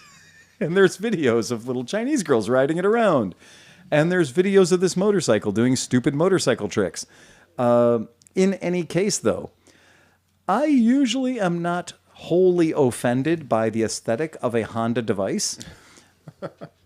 Sorry, you broke me. Until now. Until now. Now. This has a good angle. There is a good angle, and Sleepy will throw that angle up right now. This is the best angle you will ever see of this motorcycle. Because it's the most fantastical and not likely to exist angle. But nonetheless, I think this angle is somewhat attractive. When we go to this angle, What the fuck? fuck, It man. looks like a You know the- Transalp. Raped one of those little. Remember the Honda Cub, the mini bike that was all encased in plastic. Yes, and do you remember the new fresh The new Moto briefcase Compo, Moto yeah. Compo? Yeah. This looks like the briefcase Moto Compo ate a motorcycle. I know. You know what it looks like? It looks like the BMW 1300 side case It fell does? off and then sprouted fucking wheels. and ran away. No, And they- it's a PC 800 with the rear end removed. Oh my god! I was going to say, it's almost as ugly as a PC 800. almost as Well, they ugly. somehow managed to tack that early '80s Honda custom seat I on it. love that they took a tan, fooling you. Oh, really? I'm made of cowhide. I promise. I love how they threw the tan seat on there Yeah. as some homage to there might be a natural part on this motorcycle somewhere, but there's not. This motorcycle is devastatingly ugly. It's Tupperware. Well, yes, it is. Well- It is the box Tupperware comes in. Yeah. This is not just Tupperware. This might be uglier than the BMW electric scooter. It might be. It It might might be. be uglier than the BMW electric scooter, and that's saying Knock something. likes it. Knock loves it. Of course he does. Of course Knock loves it. Yes. I like both of those. You too can be your own Japanese anime figure. I knew that Steve Hoffert No. would love it. No, I knew he would love it. If that was the case, it looked like the NM4. Scott's Moto Adventures says PC800s are ugly. No, that Navi is ugly. The Navi is ugly. All right, we're on You're agreement right. with The Navi is ugly. I like the PC800 as long as it's not in pearl white. What do you want it in? Shit Okay, brown? one to clarify, PC800s are only white. Anything else is a fucking replica. Yeah, PC800s only came in one color. After that, they were replicated in black and replicated in red. The white PC800 is the original. And by the way, Lexus white metallic. If by the way. anybody's interested in PC800 and PC800 parts, I know a guy. Oh yeah, you do know a guy. Yeah. That, Lots of parts. that needs to all happen. you can eat. you can eat. So some of the stuff about this bike. So here's another fetching example of it. All right. Is that self-parking? Does it have any of that, I that think technology? I think it does. I think it has a lot of It'll stuff. follow you around like a puppy dog. It might, yeah. It has all the stuff. It has reverse. It has front and rear cameras. It has all the stuff. It has a frunk, of course. I need a motorcycle with reverse so bad. Right. And this is in its angry mode. This is the Darth Vader package. That kind of works better, man. It does work better. I You know hate to why? admit it. Black hides all of the ugly. Black does. And black makes it look smaller, which Yeah. the wheelbase on this thing is deceptively long. So here's my jam. First of all, we should immediately talk about the price. They're targeting $5,100. Oh. $5,000 to $6,000. Okay. Okay, now that should get your attention. Now, I do have an extensive background with electric motorcycles, and I can tell you that some of their marketing department math may be wrong. And let's see if you can pick up where the lie is. Okay. The first thing that they're saying, it is a 15.8 kilowatt mid-mounted motor. Okay. For those of you who are not familiar with kilowatts as they rate to horsepower, 15.8 kilowatt is going to be in the neighborhood of 100 torques or 80 torques, something like that. Okay. If you want to play horsepower games, it's probably going to be 50 horsepower or something like that. It's not going to go very far in the Ford AAA batteries. Well, now we're going to get into the next thing. Okay, so the top speed is very clearly advertised at 75 miles per hour. And they're saying that the battery is a 6.2 kilowatt hour battery. Now, That's Steve, as much as the cost. That's as much as the cost of the of the entire bike. Exactly. Is that one battery. Yeah. That battery, which is not removable. And anybody who's owned a Zero before knows that a 6.2 kilowatt battery in a bike that has 50% more power than this one does is going to give you, unless your name's Steve Hoffert, about 75 miles of range. Steve, Gives what's you your record? 120. I rest my case. But, So- but it's only 30 on the freeway. Exactly. And that's the bugger. And that's with that's with the 7.2. Okay, and so with the 6.2, they're claiming a maximum range of 105 miles. Now, in order to achieve that, looking at my whiz wheel that I have at the shop of electric vehicles, power, speed, and consumption, means that with a 15.8 kW motor at 105.6 mile range is not going to be attainable with a 6.2 battery unless you're going 35 miles per hour. No, it'd have to be less than 35. Right. So 35 is my best game scenario. Is you cannot ride this motorcycle at more than 35 miles if you want to see anywhere close to 100 miles. In fact, very much like when we did our shootout, 24 miles per hour seems to be the magic, the butter zone if you want to go 105 miles with a 6.2 kilowatt hour motor. So this bike's extraordinarily optimistic at that maximum range of 105.6 miles because that is literally a rider that weighs 100 pounds going 24.5 miles per hour. So, wow, that's not going to be very much fun. And again, at that point, $5,000, $6,000, I don't care if it can sprint its way up to 75 miles per hour, but it's only going to be able to give you that speed for about 20 minutes before you have to recharge. It's not going to be real fun. The fun factor is going to be pretty low on this thing. So it's going to be like a electric NC700X. Right, yeah. And I mean, that is a deal breaker for a lot of people that want to be able to travel more than 50 miles on a charge. So for that money, you could buy a Honda Monkey. And Yes, yeah, you you could. can't go 75, but maybe you can go 56, 57, I don't know. Yeah. But you can All get day long. all day long. Forever. You get 150 miles to a gallon. Yeah, so. forever. So it did take Honda a long time to jump on board. But I would like to also call attention to a lot of things this bike doesn't have. Because Honda said it wasn't going to enter the market until it had rechargeable, hot swappable batteries. And this bike has neither. So this bike's batteries are not removable at all from the vehicle. They're not set up to work at the power station base. You can pull a battery out and replace it with a fresh battery. Doesn't have that. These are fixed batteries. And I'm going to say they probably did that to get the infrastructure to be cheap enough to be able to hit that price point. By the way, these are not being offered by Honda of Japan. This is 100% Honda of China. So this project is a 100% Chinese project. In fact, the factory that's building it is the only factory that's building it is a Chinese factory. I didn't see any Chinese girls riding. I sent a little Instagram thing out recently to Facebook. That's got a little young lady jumping up on one and doing the stuff. You know who picked up that game too, and I've been inundated with it. Is Benda. Benda's like, we're gonna appeal to the common man. Yes, so they're they do. they're showing the Napoleon Bob. Yeah. And they love that name because the one new bike has that across the whole fucking The side whole of it, like a side of the bike says Napoleon Bob. says Napoleon Bob. And then you see this hot little Asian girl in like this long black dress that you would never ride a motorcycle with. No. And she's like coming over and clawing on the bike and putting a helmet on. And I'm like, what are they doing? I can tell you what they're doing. Sex sells, baby. I know, but it makes no sense what the fuck so ever. And it's also funny that name, which can be so fucking disgusting here, you're like, Napoleon Bob. And you're like, or you could have the chinchilla, your choice. Yeah, right. Right? But the fact that the marketing department is just a swing and a miss on that thing, but apparently China loves it. But the bikes look good. It sucks though because like I would buy one because it's a cool looking little bike. It seems like the V twin's kind of cool. Yeah. But I just that name just kills So me. having hung out with Harley Bob a couple weeks ago at the Harley DGR, Bob. all I can see is some guy at the bar wearing a Napoleon costume named Bob. Yes, Napoleon Bob. Napoleon- Right. it's Napoleon That's Bob. Napoleon Bob. Of course, he's Everybody short. knows him. Right. Oh, he's got his hand tucked in his jacket. Yeah. He's got that Big weird white hat. Big white hat. I was thinking that electric bike looks more like a Bulldog. It's Well, like the a Honda Bulldog. The Honda Right. Bulldog. The Honda Bulldog. crossed Yeah. with like you said, a PC 800, but the Bulldog had that front end that was like boxy like that. John's got his stints out of his nose. He's blocking happy now. Steve. He doesn't want Steve to be in the shot. His face Now he's showing off his sunburned. nose.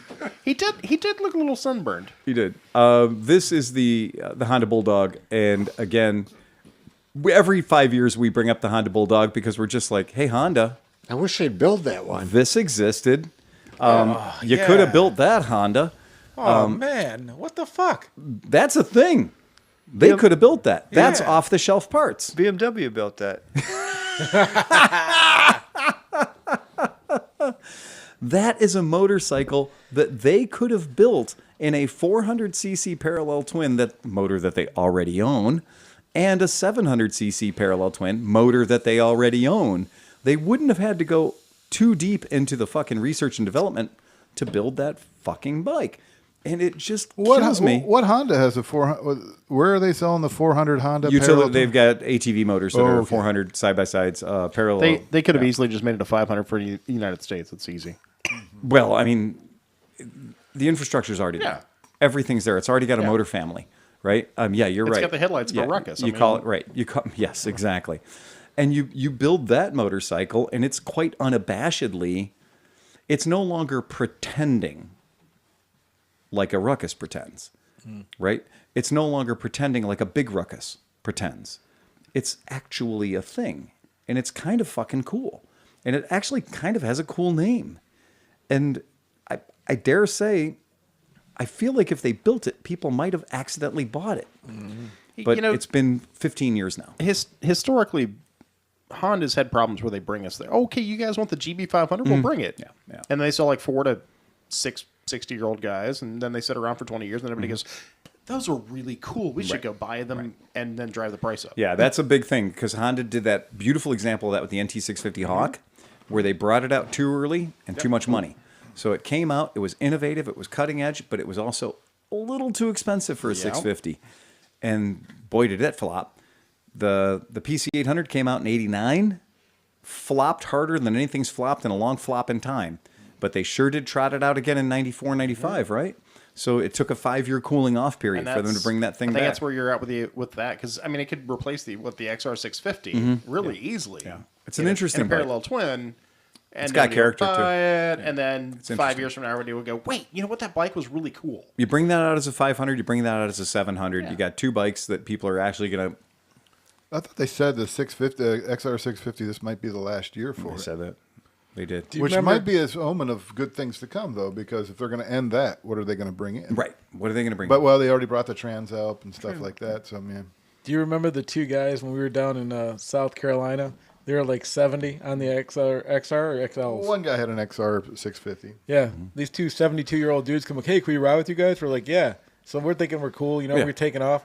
They're like, oh, I guess you guys are slow. And these old dudes who probably grew up on those roads with their fucking like slicks on their XL 650s and XR 650s, just hammered, gone. They don't even know the word supermo. No. They just it's not even in the vocabulary. They just put the stick of tires on the old bike there. And well, but you don't understand. When I need to use it off road, I got the other wheels for it. That's true. Yeah. No, I got the street wheels, and then I take the street wheels off, and I put the dirt wheels on. And like these dudes literally had overalls, flannel shirts, and garden gloves. Like they literally were like they were literally out of the manual from 1972 on protective riding gear. They're still in that camp. Dude. Hey, they're good. They're good for riding and for welding. They are Oshkosh bagoshing you into absolute I can't embarrassment. say shit though because they were so fast. Fast as hell. Fast as hell. I thought you guys wanted to ride. They were literally out of sight in 2 turns. Yeah, like I love that shit, man. The guys that just grow up on those roads and are like, yeah, I know. That was like when I was out in California and we were riding. I really felt like I was doing something, and then there's a fucking Ford Ranger on your tail. Like, oh, better pull over and let this guy go past. Well, who was that? Who was that kid that grew up on the Dragon, like riding mini bikes, and he was passing everybody? That's Larry's. So our friend Larry Newberry, on one of our many trips to the Dragon, he's like, oh yeah, this is my friend Justin or whatever, and Justin was 15 or something, 16, and he had an Yamaha RD80, right? So he's got an RD80, and he shows up and same flannel shirt, 1983 Bell helmet, $9 special with the right, the little right. This kid's. He's super nice kid. He's just being super great to everybody and just like, oh, this is cool. And we're up there. I think my camera rig that year was the GT650 Hawk or something. And I've done that road a whole bunch of times.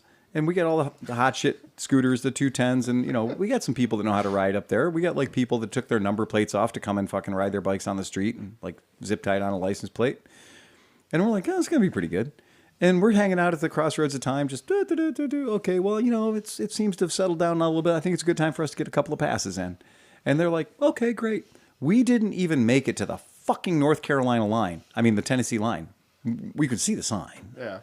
And this kid just fronted us on this 80cc, this two-stroke. Yeah. And he's just, but he never slowed down. Yeah. Whatever speed he was doing, he did that for like fucking 11 miles and 318 turns.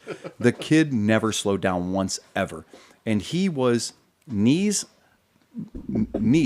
just jeans, right? And he was knee down every corner. He sometimes would throw his hand down and touch the ground as he was doing, the Dragon is, uphill, upstairs, downstairs, right? And I was just like, I can't catch him at all. And between deadly turns, I'm going 75, 80 miles an hour, and I can't reel him in at all. Nothing. And I got the camera on my bike. So I was like, fucking hell. I mean, I got to be able to catch this kid. But I realized really quickly that I'm leaving my whole group in the dust. So I tried to catch the kid. Couldn't catch him. I'd stop. The group would catch up to me. What the fuck, man? Where did you go? I was like, I was chasing the kid on the 80cc bike. And they're like, yeah, would you like to hang back with us? That's why you're here, is to film us. I'm like, I got. You get back. I got a little wound up. This kid, 13 miles. He just gets smaller. Red Mist trying to catch the and he was small to begin with.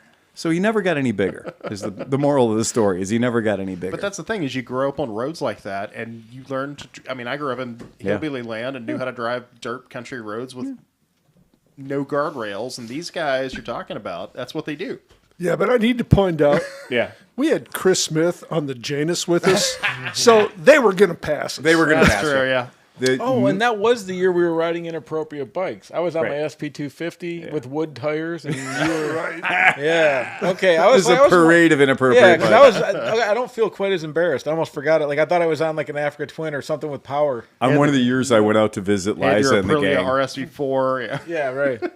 Went out to visit Liza and the gang doing a trip, and I ended up on the Triumph TT600.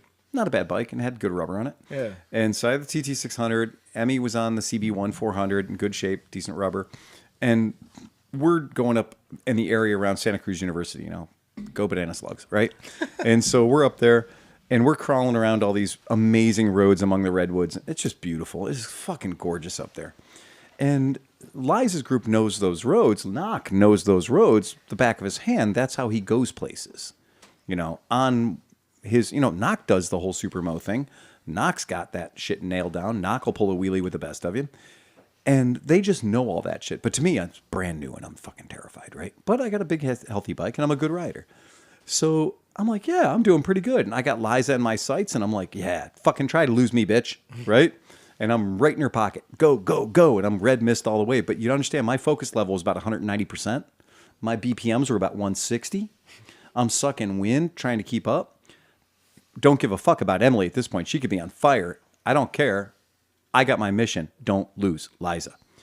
And I'm very proud of myself that I'm not losing Liza. And I get walked by Tom Bagel Donahue on a GTS 250 that's been across America fucking 7 times while he's wearing a fucking scooter skirt. And he goes by me and goes, ha, ha, like he's going to get milk. How you doing, Phil? So glad you came out, Phil! And just fucking walks me like I'm One-handed. standing still. Totally. Barely paying attention. He's got a Slurpee. It's Barely paying attention. Giving nothing to the ride. Hey, is this the bike with the extra 30 pounds of gas up in the top tank? So fully up. I mean, it wasn't loaded. I mean, but the point is this isn't the crisp new 85 mile an hour GTS 310. Right. This is a bike that Tom has ridden to death and back several times. And I got just instantly humbled. I was so fucking humbled. And when we got to our point of destination, I stopped. I immediately was like, can't find a cigarette fast enough. Got to slow my heart rate down. Need to walk this shit off. And don't anybody talk to me about getting passed by Tom. And when, first person that walks up to me is like, man, Tom got by you in a hurry. And I was like, yeah, he did. He did. And that's not cool. I got 115 horsepower. And he just walked past me. Yeah. Yeah, Knock, I think Knock was there. It was pretty embarrassing. My riding in California was like very like I come from Flatland, Ohio, and I go out to visit Kevin, and we pick up these bikes, and we're all going to go up to the Keene Canyon, and and I'm like, okay, cool, and then okay, lane splitting. We're like, oh shit, here we go. Okay, so now we're lane splitting. Okay, now we're going. Here we're up the canyon, and they're like fucking gone, and I'm like, I'm way over my head. Yeah, but absolutely. you got warmed up, and it was okay. The lane splitting thing, though, man, I know that you have opinions, whatever, but like to me, it just freaks me the fuck out, man. Yeah. Because I just know how many times, I guess maybe the cars, like people handle it differently, but the times I've done it here, trying to get somewhere, people are dickholes, man. driving through San Francisco with people doing 90 miles an hour past you, lane splitting. Like they don't even slow down. They just go. No, I was in San Francisco and the guy tapped my handlebars. Yeah. I was not lane splitting because I'm fucking scared. So I was out there on a bike that I didn't own in a group. I was out of the group at this moment. And so I'm just trying to be cool and get to my destination, listening very carefully to what the GPS tells me to do to not end up in a tourist area and get fucked. But as I'm doing my thing, moving ever so slowly. Tanuki Drink! As I'm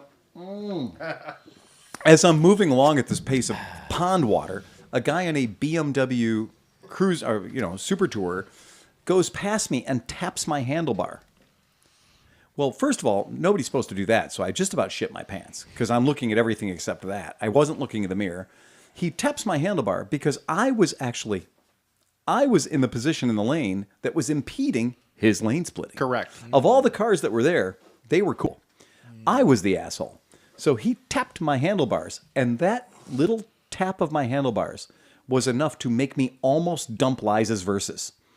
Because it spooked me. 2, I wasn't expecting it. 3, I was leaning on the other foot. It could have been ugly super fast. I was really happy I didn't dump the bike. And then when I looked over, it was a police officer. So that's weird. But yeah, they have BMWs there that have shotguns and AR-15s all over them. And that's a legit police bike. Watching somebody doing 100 miles an hour on RGP in full tilt and he in straight up, traffic. He was giving me the nicest way possible. Yeah. Hey, dude, if you're gonna stop for lights, don't crowd the lane splitting lane. And I went, fuck. It's one thing if like some other bro would have done it, but the fact that a cop did it, that was a come to Jesus moment right there. I was like, I need to get with the fucking program. And so after that, I started going on the sidewalks. It was cool. We got that shit sorted out real fast. You're like, I thought lane splitting applied to sidewalks, man. Yes. What the fuck? Well, the group I was with, I found out very quickly that even though you're wearing, DOT OSHA related kilts, that these fucknuts were just going to go up on the sidewalks. So if the group couldn't get to be first position at the green light, the red light, then, maybe 18 guys were going to be at the red light. Well, then the other 76 people behind were like, we have to filter up. And filtering up means, well, any means possible. Right. And so, yeah, sidewalks were absolutely on limits. And that freaked me out a little bit, too. News story, ready? Yeah. Give me a little... With all the power and technology of one of the world's largest motorcycle companies, Royal Enfield has managed to build yet another incredibly ugly motorcycle that I do not want to own. And it is being unveiled at... What? The Bike Shed Moto Show, where Liza was there, just with Ewan McGregor and Charlie Boorman, etc., or et al., as we should say. This motorcycle is, bring it up, boys, it is irretrievably ugly. Sons of Anarchy handlebars, a gas tank that looks like it was stolen directly from a 1983 Yamaha Maxima. Seriously. The weirdest sissy bar seat, one piece, I got to give him credit for that. And then the 650 lump parallel twin Royal Enfield motor. But then in the middle. The pipes just look wrong. The pipes do look wrong. They're coming from the outside of the frame rails, whereas a lot of times motorcycles will have the pipes coming from the inside of the frame rails. Yeah. The other thing that's kind of weird about the motorcycle is it does have upside down forks, which I can appreciate, but upside down forks normally don't go with 18-inch high risers. Right. And then you know what's or the 18-inch bars. Everything is so round on that thing, and then they chose to make the pipes kind of angular there. Like, instead of making it kind of swoopy, which would have filled out the rest of the roundness of it. That's really bothered me. And it's the offensive. area within 1 foot of the headlight in any direction is 100% club bike Sons of Anarchy. Oh, yeah. Right? Oh, you get a cut with this that, You get a cut with this one. I'm going to inflate the picture just a little bit so we can see it just a little bit better. I gave him a break for a minute. Give him a break for a second. It's like when you got to sniff the coffee beans before you got to go back. All right, there you go. Let's go back. What is the... And I don't know if you can see it, but that gas tank has 6 inches of air underneath it. Oh, yeah. There's an edge to that gas tank right there. So that gas tank is... It's like a Honda Rebel. It is way steeper than a Honda Rebel. What's that style where you raise the gas tank up like 3 inches? Like every fucking Harley 48 I've had given to me or traded in at the shop. Every Harley 72, every Harley 48, somebody buys a kit that raises the front of the gas tank up 3 inches so you can see the frame tube. It's a good day to have a foot fetish. Look, and it's just led by no. Look, I'm seeing a whole lot of talk here. I'm not seeing a whole lot of people sending money our way now. Logged in as then maybe you got to rub one of them fucking pickles or something. If we can get 5 new $50 Patreons, we will all go shoeless. This is the thing. If we don't or we'll make Tom put on his shoes. That's true. Either way. If we don't get enough subscribers to hit 10,000 by next week, Tom is going to be a featured foot cam all over this fucking thing. Man, that is vicious. And Sean's not here to pimp this for us. Come on. No, that is a shame that we don't have our hype man here. First Royal Enfield he hates as well. Yeah, it is a disgusting. This is a disgusting where did you motorcycle. Get that picture on the TV? It's just on the TV. It looks brighter because the TV looks brighter. Yeah. Oh my God, that looks better. Yeah, it does for Somebody- once. No, not the bike. The picture. The front end of that bike looks all stoved in too, like it ran into the back of a bread delivery It van or looks like something. a straight up Maxima from 1980 fucking six, They- dude. The somebody- front wheels, everything. That's why I pulled that picture up of it is literally a Yamaha 83 Yamaha Maxima, yeah. which was a inline 4, and the XS 650 Heritage. If you took a Heritage motor and jammed it into a Maxima. All this thing needs is white raised letters on the fucking front tire, and Yeah. you just stick it in a movie. Eliminator or whatever the hell it was. Qualifier. Yeah. Yep. Dunlop qualifiers. Yeah, this is not an attractive motorcycle. The useless hard bags on the back. This bike is straight up. This is when somebody's like, what did he say? Rust in chest. Come on, bring it in. Let's go. Come on. We got people wanting to pay to put Tom's feet away for the listeners at home. Tom came from out the bar, and his dogs are barking on live TV. Oh my god. That's the hysterical part. Is I literally just walked out from behind the bar, and Steve's like, "No, you need to go right in front of the camera." I was doing such a Like, good dude, job. I was behind the bar. of Everything was hiding cool. Oh these my dogs. God, we got $5 to Oh, buy Tom some shoes. So for the folks listening at home, MotoHop is just donating $5 me to towards the Buy Tom Some Shoes fund. Well, I am a shoeless hillbilly. Oh my God! Well, that was the other joke I was going to say. Is my friends? I have friends like Rob Hodge and Tom that they just would naturally be without shoes. Yeah. They're just naturally without footwear. Yeah. Hey, for the record, Yeah. the Roadkill Festival is in Pocahontas County, West Virginia. So The put that Roadkill on- Festival? Roadkill Festival. BYO Roadkill. No. It's a whole cook-off thing. They get all of it. All right, Sleepy. So, in case your eyes are burning you from that last Royal Enfield, I would like to offer to you the next motorcycle that they had shown at the Bike Shed show that I think is worthy of acknowledgement. Go ahead and throw that one up to the crowd at home if you don't mind. Wow, they went full dust. No, that's like the car from League of Gentlemen. The League of the Extraordinary League of Gentlemen. Extraordinary Gentlemen's car had a motorcycle hiding in the trunk. Standby. Does the wheel covers move with the wheel? Yes, they do. They do. And there's these little metal things that go outside of the perimeter of the turn radius to keep objects from being ingested into the swing of said front wheel. Very practical. And I'm sure it doesn't have at all a bit of a rudder effect whilst going I was down. going to say, no. like, once you hit 70 miles an hour, I'm sure it's really fun to turn. I also give them credit for the white wall on the back and not a white wall on the front. Here's Yeah. here's what I'm doing. I'm going to take those wheel covers off the front wheels. Yes. Cover up the back wheels. Yes. And let the front wheel kind of swing freely. Yes. I'm with Pete on this one. I like the little. Let it swing freely.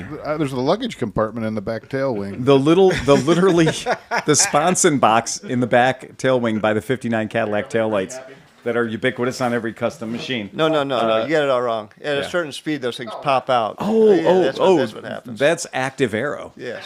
And then all your tools fly out, which is an active countermeasure for anybody chasing you. I wonder if there's like a bar or cocktail set in there. Oh my God. And then again, it's called the Kingsman, right? So it is literally called the Kingsman. You lose points. You lose points because the pedestrian slicer on the front has the natural curvature of a front fender, yet it does not match the radius of the front bodywork, I guess. It looks like a salmon's nose on the front of that The thing. front does look like a beluga. Yeah, it's fucking weird, man. It's fucking weird. They should take that pedestrian It's got, slicer off. it's They got the should. fish tail, too. It does have the fishtail. It does. How fast do you think it can go before all the bodywork shakes apart, Motorhop asks? Well, if it would have been the old 500 single, 30. The oil changes have to be fun. Yeah. Are there going to be a 7-hour bodywork charge on that one? Too much boat, not enough motorcycle. That is good. Too much boat. Not enough motors. Too much torpedo. Yes. Yeah, right? Yeah. I think this might be what happens when Indian fellas are asked to do a British royalty, Secret Service inspired thing, because I think there might be still a little bit of axes being grind. There might be some axe grinding happening if this was truly pointed out to be the Kingsman. But here's the thing: did you ever see that dude that does the BMWs, Pete? That kind of like that, but they're fucking dope. Like everything about them is like right, like the shape, the proportions, how the gearing and everything. This is wrong. This could be like it's cool, but it's wrong. You know the car the ambiguously gay duo had? This is the ambiguously gay solo. This is the ambiguously gay duo motorcycle. There's nothing ambiguous about this, though. No, there is nothing ambiguous about It's this. the flamboyantly Sean. If it was blue, he'd be all It's over. the flamboyant 650. Well, it does have an orange seat, so he could probably mount that to his car he's selling. I think that's meant to be just meant to be like calfskin or suede. It's definitely suede for sure. And it's got a little nut duster cover there. It's pretty. I mean, look, it's extraordinary. Yes, it is. It is extraordinary, and it is the League of Extraordinary Gentlemen. Let's talk about one thing though. Yes. Looking at this, okay, so you see where your butt is. I do. Yes, Now you see where you have to put your hands. I do. Now, Yeah. where are you putting your feet? I see him down here. Yeah, so there's not much of a comfortable position you're getting out of that. That's pretty traditional cafe racer. I mean, I ride a lot of uncomfortable bikes, but yeah. I think it's going to have This that. bike is going to suck if you're a 6'4" guy. Like, if you got a 34 or 5 inch inseam like I do, this bike's going to suck dick. It's not going to be fun at all. Somebody got self-conscious over here. I figure Tom $6 go you put- get the pants too. Tom go put Pants flip-flops and on. shoes. Oh, they paid him. He had to. Oh, look at he- this. he There ponied up. goes. Yeah, look at that. He got trousers and espadrilles. He's good to go. See, this is a podcast that Yes. listens to its It audience. does. Would you like to respond? Never say that we're not receptive to your comments because we do act upon them.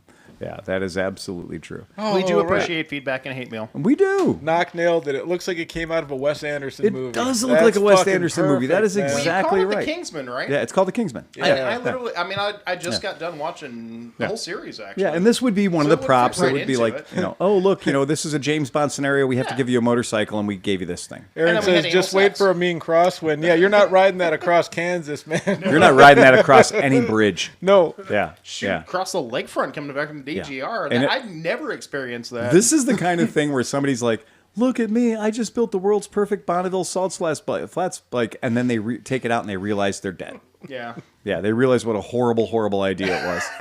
Yeah. Scott Dennis, woo, that's better. Yeah, all right. Well, like I said, normally I'm behind the bar, so I don't have to worry about it. He normally doesn't wear pants at all back there. Half the time but I'm free-balling. We went I from. shirt cock most of these, so. I'm just saying, we Full went from Winnie a the Pooh. 78% chance of testicle to 0, and that's a much better fucking option for us right now. Much better idea. Yeah, that is much, much better idea. So anyway, there's 2 Royal Enfields that we saw this week, and both of them were awful. And yet they're 2 totally different motorcycles. They're both totally different bikes, and yet they are awful. But you got to admit, versus what Honda has done with their electric, whatever the hell that thing was. Yeah, right. I'd take a Kingsman. I'm going with the Honda.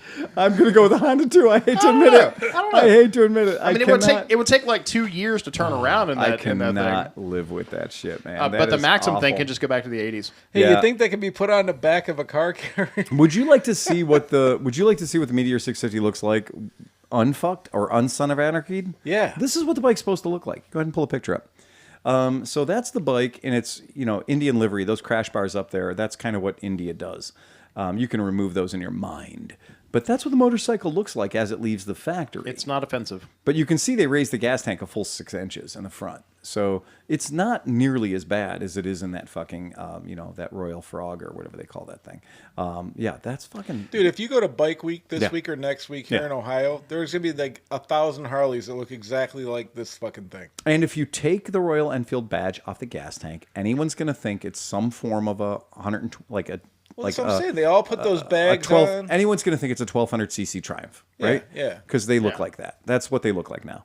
So nobody's going to freak out if you. But I'm saying it show would up on fit that. in. Like, Right, if it you would saw show. this in a row of Harleys Right. and things and stuff, it just looks like another bike. It looks like a normal bike. Like it looks like looks- a Honda Shadow or something made Yeah. by, whatever. It's not unabashedly offensive as that custom was. So yeah, so that's maybe step away from the fucking design board. Well, just for a moment. we've seen because these are for India's market. They're not. We're never going to see these. Well, or are we going to see the Meteor? no, We're not going to see the croc. no, you're going to see the Meteor. In fact, Well, it's probably arriving at your dealership right now. Okay. Yeah. So the But are we going to 650 see the Meteor- Sons of Anarchy version? No. Okay. No, that was a one-off they built for this garage brew. Not garage. Well, brew. they were waiting because they were going to. They built it for the Great Frog, whatever that is, at the Bike Shed Moto Show. So that was a bike that was built, just like when they do a Roland Sands version of something or whatever. It's not going to show up at the dealership. But if every podcast was like, "Oh my God, look at this bike! If they built it, we'd buy it." I bet you they might. Oh my God. Nah, Instead, we're not they're going to buy hearing- that. No, that's what I'm saying. Nobody wants But that. we've seen bikes for the Indian market that we're like, wow, those are hideous and horrible. And Yes. the Indian guys are like, no, I want like 1,200 of those. Well, yes, and that is a problem with different strokes for different folks, and that's a thing that really happens is people get way into that. Because we shit. were talking about what is it? Oh God, what happened now? I was trying to fall asleep so you could wake me up to do the outro. Oh wow! Like we were talking about the Bajaj Excel a couple of weeks ago, and it was like the most horrible, hideous looking version of the Legend ever, and yet every India, that's what they wanted in India. There you go. Sleepy, pull that up. Uh-oh. That was the nose cam? I don't know how I find this shit. This is the Yamaha Frog 750. And I didn't make that up. It really is called the Yamaha Frog 750. That looks like a current advertisement. This was a prototype. It looks like somebody took a really Playmobil. Yeah, Playmobil for real. Yeah, I was For gonna say real. I was gonna say a BMW K1 and like. But like, you remember took the when lines out of everybody it. was doing these quarter front yeah. fenders, Yep. right? Where everyone's doing the quarter front fenders, the and Kaj- then there was a Kojima that had that. Yeah, Aprilia did something not dissimilar from this that made it all the way to production. But this is a great example of just like step away from the fucking design board. We don't need the any Ducati more Passo of this was shit. like that, too. Passo was also like that. You're absolutely right. See, this is.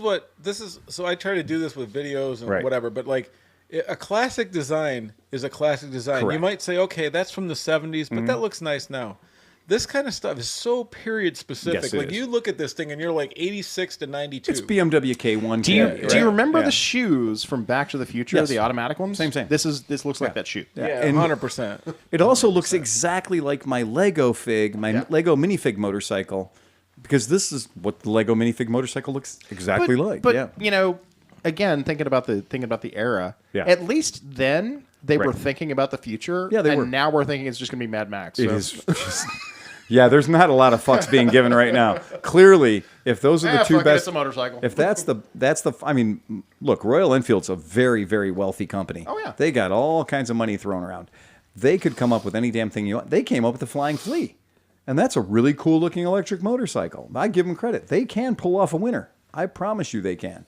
To come up with these two particular motorcycles, the Kingsman and the Frog, those are two fucking ugly motorcycles.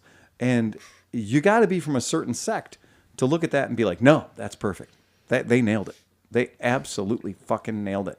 And Oh no, everybody's got at least one Uncle Jimmy somewhere that would Yeah. be like, I'd ride that. That's a fucking bike right there, buddy. that is, and he's the guy. I mean, we've been and- looking at the EV11 the past couple days. And he's the guy with fender skirts on his Hyundai Sonata. Yes. Yeah. That's the guy. Yeah. That's the guy with the full JC Whitney upgrade kit on his fucking Oh, man, PT Cruiser. the So- Buick portholes that were Yes. the fashion for ages. the stick-on portholes. My daughter's fifth grade graduation was today. So Oh, I went, really? I went during lunch. Okay. Whatever, because she leaves this school and goes to the next school, right? Right. So we take her to this little ice cream shop, right? It was like 2:30. We get to the ice cream shop, and this dude drives by on a three-wheeled Harley, right? Okay, yeah. But to your point, he comes around. Yeah. He's just got like that guy look that we were just talking about. Mm-hmm. He's got a fucking leather bolo hat on. And like a wolf shirt and thing, but he's like he's our age. Yeah, he's not that okay. old. He's getting off this fucking Yeah. three-wheel Harley. And for some reason, out of all the people there, he comes directly over to me and sits down and goes, "What's up, brother?" I got a collection of shurikens and lizards Yeah. and snakes, and let me tell you about my sword collection. Dude, But- he can smell it on you. But he comes up and I'm like, "Hey, how's it going?" He's like, "Yeah, I'm just waiting for my my granddaughter or whatever." I was like, "That's cool, that's cool." And I'm like, "What's your name?" He's like, "Bunny."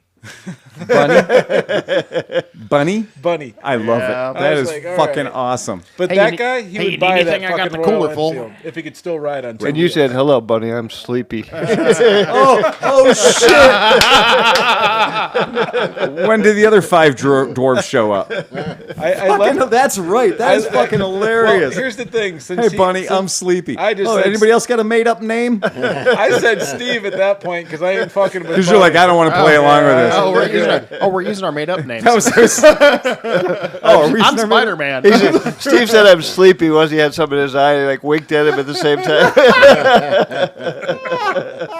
Oh god. Well, no, I mean, I did blow him, but that was for Steve rode home with him on the back of that three-wheeler. Hey, you know, I was gonna say they're really smooth once you get up the sleeve. Oh, really? I'm a clown too. My name's Magic Pockets.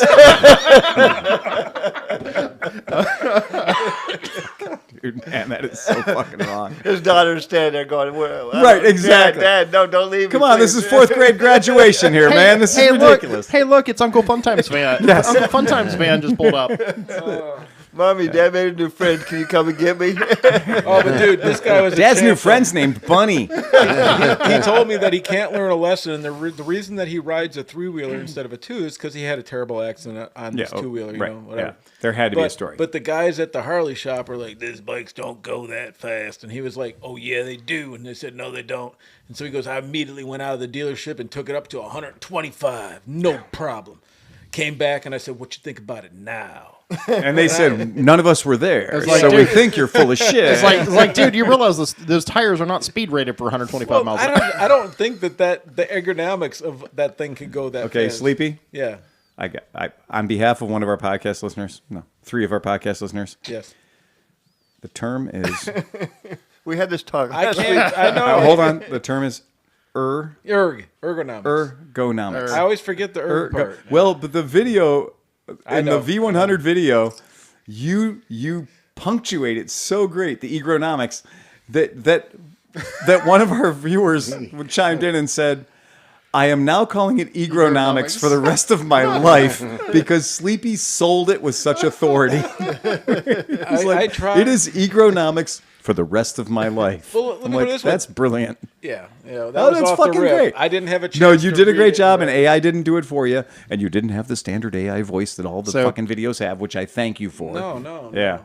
It's fucking terrible. So when you do the Moto Morini one next week, you'll get the ergonomics great. no, he's not going to talk about that. The riding position is splendid. Fuck yeah. Also, I'm never saying. not taking I'm never any saying. chances. It's always MG now. Phil carries MG. Why? Because there's too many people that have opinions on how to say Guzzi. It's Moto Guzzi. Guzzi, Just like Guzzi, pizza. Guzzi. Well, there's many Yeah. phonetical spellings from different people saying it in a couple different ways. They're wrong. It's Moto Guzzi. Good. Right. There's a T and There's a TZ. and Right? a Z. Yeah. Moto Guzzi, just like pizza is pizza. It's So I like might have it's missed- just like So they were Czechoslovakia. being. So I might have missed the T part of it. So I said Moto Moto Guzzi Guzzi. instead Guzzi's of TC. fine, but okay. I'm- right. Well, then you know what? But To all I the have people a- that had a comment. Exactly. What did they say about the comments? Don't ever read the comments. well, right. you know. Yeah. I mean, like, isn't that how you always are? I don't know why you're getting all Why uptight would you about change it now. now? You're That's right, also you're right. true. Yeah, I agree with that statement. Oh my God, Smash him in the face with a tire iron. that's also an What's your acceptable opinions response. on the ergonomics of this tire iron? Oh man, Yeah. How's that feel on your forehead? The About the same as a cock. but softer, How do you know oddly. that? Yeah. Yeah, that's it. The would you like to? How is that from Bunny? Yeah. Right. Oh, Bunny. Well. The Oh, Bunny. Yeah. Blake three-wheel Meyer. Harley. Blake Meyer. We have a new $5 member. Yay. So close to the punchlines. Oh, so close. Joshua Clark says, "Hey, I just checked out the Ace Cafe New Hope. Is that like the one after the Phantom Menace? I think it's yeah. Okay. Episode Nice 4. little place with good food and bike-related photos on the wall, along with a brief history of the original. They seem to have many events here, but I showed up after any of their Sunday events, Josh in Lebanon, PA, and he included some photographs. So please, if you would be so kind as to throw up our photographs of Josh checking out the Ace Cafe in episode 4. Dude, that mustache, he looks like a villain. Dude, that fucking mustache. That's a good That is mustache, Lemmy man. approved facial hair right Fuck, there. yeah. Yeah, he is one mole away from a hit record. Yeah. I like this dude already. I do too. I He's want this to fucking be. badass. I want this to be scrolling.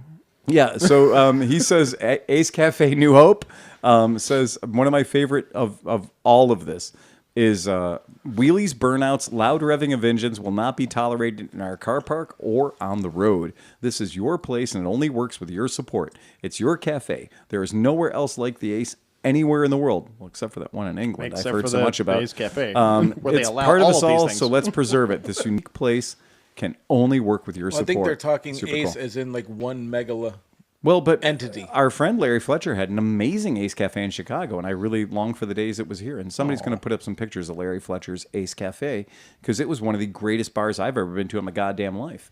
And outside of the real Ace Cafe, I think actually Larry might have done a better job. So really cool. He's got some great stuff up on the wall. I mean, super fun. the entire point of the Ace Cafe But- is we show up and rev our motors and race each other to the other cafe. Well, we have done the Cleveland Moto TT. So, but my favorite thing, and Sean's not here, is hanging on the wall, the Leather Boys. Classic 60s British cinema. The Leather Boys. Yeah, that's, I think that might be the follow-up to Bike Riders. Yeah, is the Leather Boys. That's when they moved away from I the did heart. share with you the description of Pillion last week. Yeah, So I think that's the on newest my version. short list. Can't wait. Yeah, that is. Yeah, gonna rush right out and not see that one. So yeah, I'll wait till that one stumbles across my on path video or on video or something. pay-per-view in a hotel late at night. I was gonna say where nobody knows I've watched it. I don't want that to be in my fucking search history at all. Ever. Marital know better. Yeah, that would Watch be that right a after. hell of a lot better. Right after you watch Tom's Big Toe. Yeah. You've heard of James and the Giant Come Peach? on, baby. Come on. I'll Tom take and the Giant another Toe. $10. I'll take it right back off. So yeah, I thought that was pretty cool. So super fun. Yeah, that's pretty neat. We are getting ready for band camp around here. Yes. And band camp is a thing. For those of you not in the know, band camp is a motor scooter rally. And that's going to be weird because I'm leaving Thursday. Mm-hmm. So we got to figure out what we're going to do about a podcast. Yeah, that's Thursday. well, we have to make plans, right? We have to we make have to make plans. plans. So the long and short of band camp is it is always been a motor scooter rally where it's a big giant place. It's a Toronto band fathers practice field for marching band practice. It's a big old barn. It's got a lot of things going for it. It's got cabins that I don't recommend you sleep in unless you like big hairy spiders. The cabins. His name is Steve. Yes. Well, their names are Steve. Their names. They have the metal prison bunk beds with no mattress. So you just get the metal frame. Mattress is up to you. You can rent the cabins. I don't know what the going rate is, but it has been done in the past. I strongly recommend tent. Probably best idea. Tent, station wagon, minivan. Good idea. Here's the thing. Despite the roads there being brilliant, and the roads around that place are fucking brilliant, very few times in 25 years have I left the property for anything other than to go a 5-mile jaunt down the road to get pepperoni rolls. Fireworks store. Fireworks store. Exactly. We're both like, motherfucker, don't Motherfucker, don't forget about the fireworks. Don't forget about prison That's not necessarily fireworks. true because you Right. drive back like Saturday morning Yeah. to go sell like 27 bikes and then come back. Saturday's usually a big day around the shop, so I tend to drive home a couple of hours to do that, to do the job.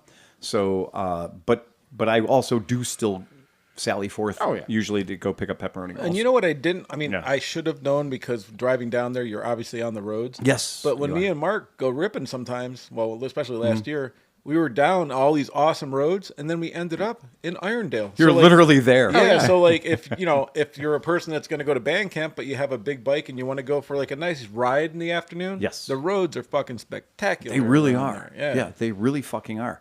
And that is one of those places where every road out of band camp, out of the property, is fucking magical in all the directions. Yeah. If you don't have your curvy shoes on, you might want to put your curvy shoes on. We've lost a few over the side there.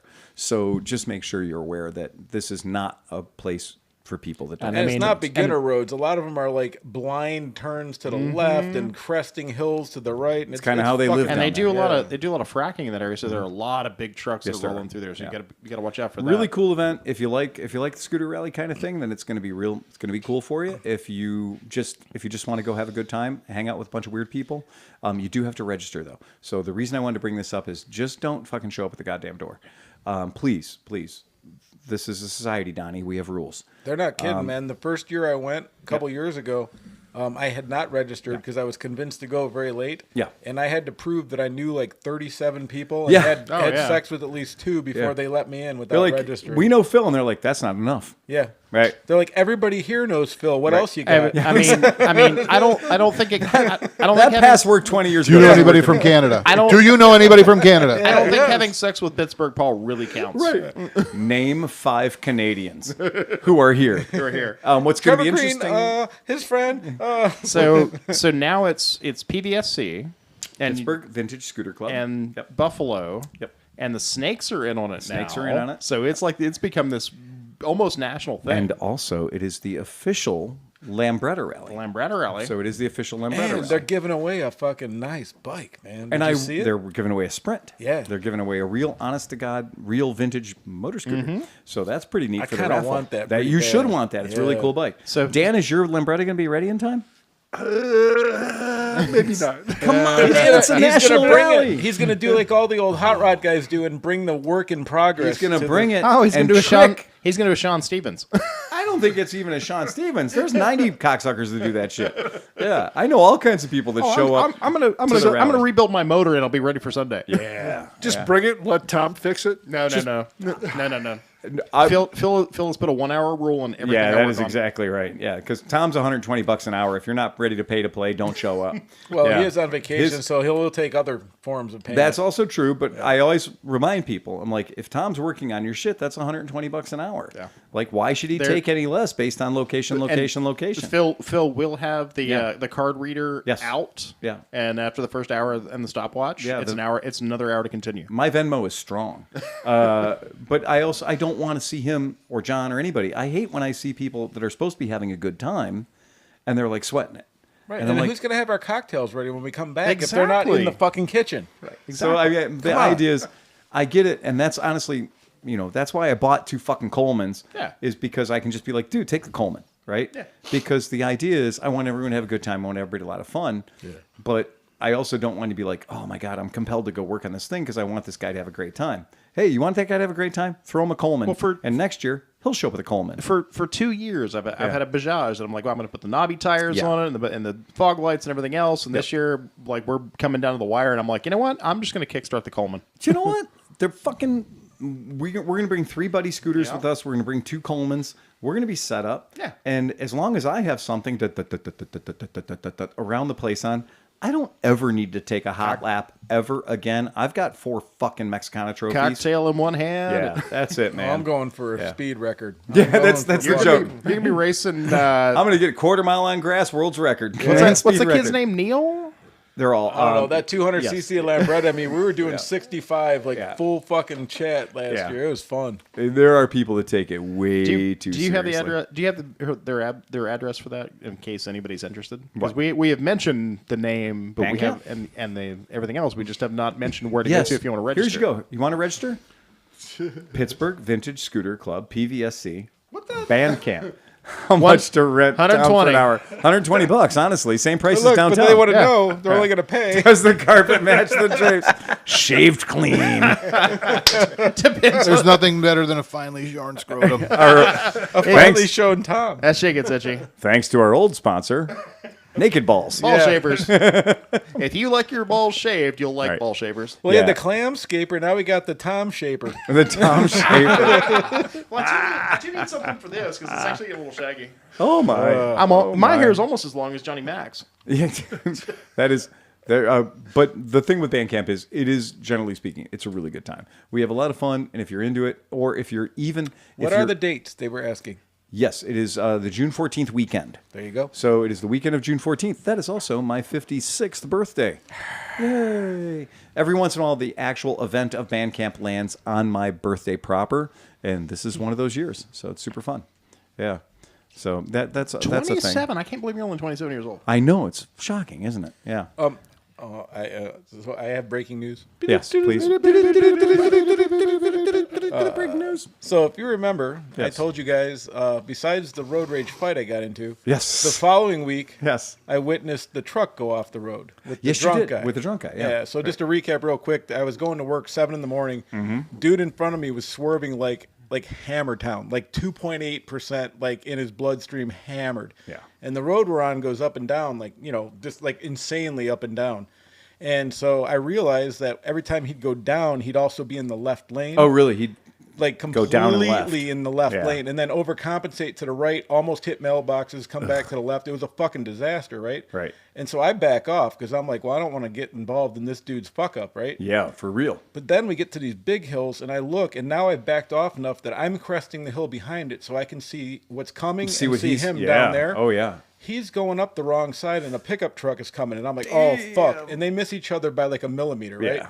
Now I'm really freaked out because it didn't affect the dude. He's still driving He's like still that, driving right? like an asshole. So what comes over the next hill? A fucking semi-dumper. So it's like a boy. cab with a Yeah. dump truck back. Those big motherfuckers. Oh, yeah. I'm like, oh, dude, this dude's This is fucking it. dead, right? Yeah. Truck comes over, sees the dude, all fucking 18 lock Yeah. up. The dude's, I didn't know if he hit him or not, but swiped sideways. The truck goes like this, hits the ditch, rolls over. The whole fucking truck rolls to the right Yeah. in front of me. Yeah. So I stop, and the truck driver, like a fucking movie, Yeah. kicks the door open and jumps out of the fucking truck. Really? I'm like, are you okay? He's like, yeah. I'm like, I'll get the plate. He's like, get that motherfucker. So like I jump in my car and I go down the street, and Yeah. I went a little fast. You Sure, know? sure. Fair enough. But I get up to the end. I mean, this dude is gone, right? Yeah. But now to get on the highway, there's a stop sign, and he's at the stop sign. There's Okay. two cars and All me. right. All I want to do is get this dude's license. All I plate gotta do is number, get right? I'm license not plate. contacting Right. him. I'm not talking No. to him. So there's traffic, and he can't go. And I'm like, should I pull up next to him? But then there's cars Yeah. pulling in. I'm like, fuck. So I'm sitting there waiting. He hangs a left and takes the fuck off. Right. The two people in front of me are 109. They are like, Yeah, there's a they're going truck super that's slow. like 35 Yeah. miles They're not that going way, and they're anywhere. not. So I'm like, fuck it. I pull around both of them, cross the fucking highway, and head left. Yep. I can't see the dude. He's so far ahead of me. So I'm like, fuck. And I don't want to get a ticket or anything. So I go up to like 85, 90, but I'm not going faster. Right. And I'm like, well, hopefully I'll catch him. Well, the light is there. Oh. And there's about 8 cars, and he's Yeah. in the back of And this he's gotta thing. stop. So like I'm coming, and it's almost, he's like, the cars start going as I'm approaching, and he's just about to turn, and I'm like, you know? And so I look, and I got it, man. And it was like good. his license plate in the car, and on the Right. back of it, it said my other car is a locomotive. Okay? I was like, oh, this motherfucker's a train driver. train Got off engineer. at 5 in the morning. Right, yeah. Is hammered, and now he's Right. going home. Now it makes sense, right? So anyway, so I called it in, and the lady that I talked to, the sergeant, was like, well, I'm going on scene right now. Yeah. And I was like, can you do me one solid? And she's like, what? I'm like, can you tell the truck driver that the guy that said he would Right. get the license plate Got number the got license it? plate number? Because I know that dude is fucked. Like Oh, he's his fucked. CDL is going to have, you know, and I want to make sure that there's somebody that, you know, hey. You know? got to confirm the fact that he didn't just fucking run off the road because he fell asleep. Well, that's why I brought this up, Yeah. because I'm going to get an opportunity. right. They're allowing this person into a court. Oh my God. Mr. Cinch, you will be subpoenaed by the prosecutor to As appear an in expert Medina witness. Municipal County. Yes, as a witness to the above referenced case Okay. against Mr. So and So, Michael something. Right. So where your regular going to court suit, I have but a this going time to town hat though. Right. I was going to say he's got a special Pink But the regular suit you wear going Oh, to the court. pink one. Yeah, the pink one. Oh, GR definitely. suit. Wear that Oh, one. yeah, But understand, you're not going to be the one going to jail. Right. Right. I mean, it's not like normal. Yeah. It's not out of the realm of possibilities. Well, I did kind of think that this might be like they were like, okay. Yeah. He did report this, Right. But now we have his info, and he would come in for this. So I Yeah. thought about like, what did I might have in How the many past, warrants but- do you have Yeah, out I got for them good. I got arrest? nothing. I think It's not a bad idea to make sure that you're squeaky clean before you deliver yourself to the hand of but justice. also, Hey, you and also for- want a free boat. But listen, but anybody listening though, man, like I don't do shit. I would Right. never call cops for any reason. But this dude, like he almost killed people. yes. Like he was fucking shit hammered. Like did not need to be on the road. Like No. I was gonna Either call that or a him. diabetic thing or something like Who that. knows? No, Yeah. because he fucking once He's the a danger. adrenaline hit, Right. he sobered the fuck up. Like it was like you know how like when you're hammered and you get the adrenaline, you're like, hey, I'm not that drunk anymore. Like you know like, but I don't know. But that'll be interesting. I'll report back. It's pretty cool. Yeah. Turns out the guy's name was Bunny. It was. And on that, my friends, remember to ride fast and take chances. Play us out here, Johnny. Bum, bum, bum, bum, bum, bum, bum, bum, bum, bum, bum, bum, bum,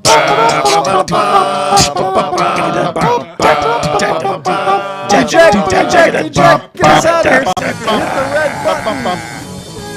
I'm going to throw these.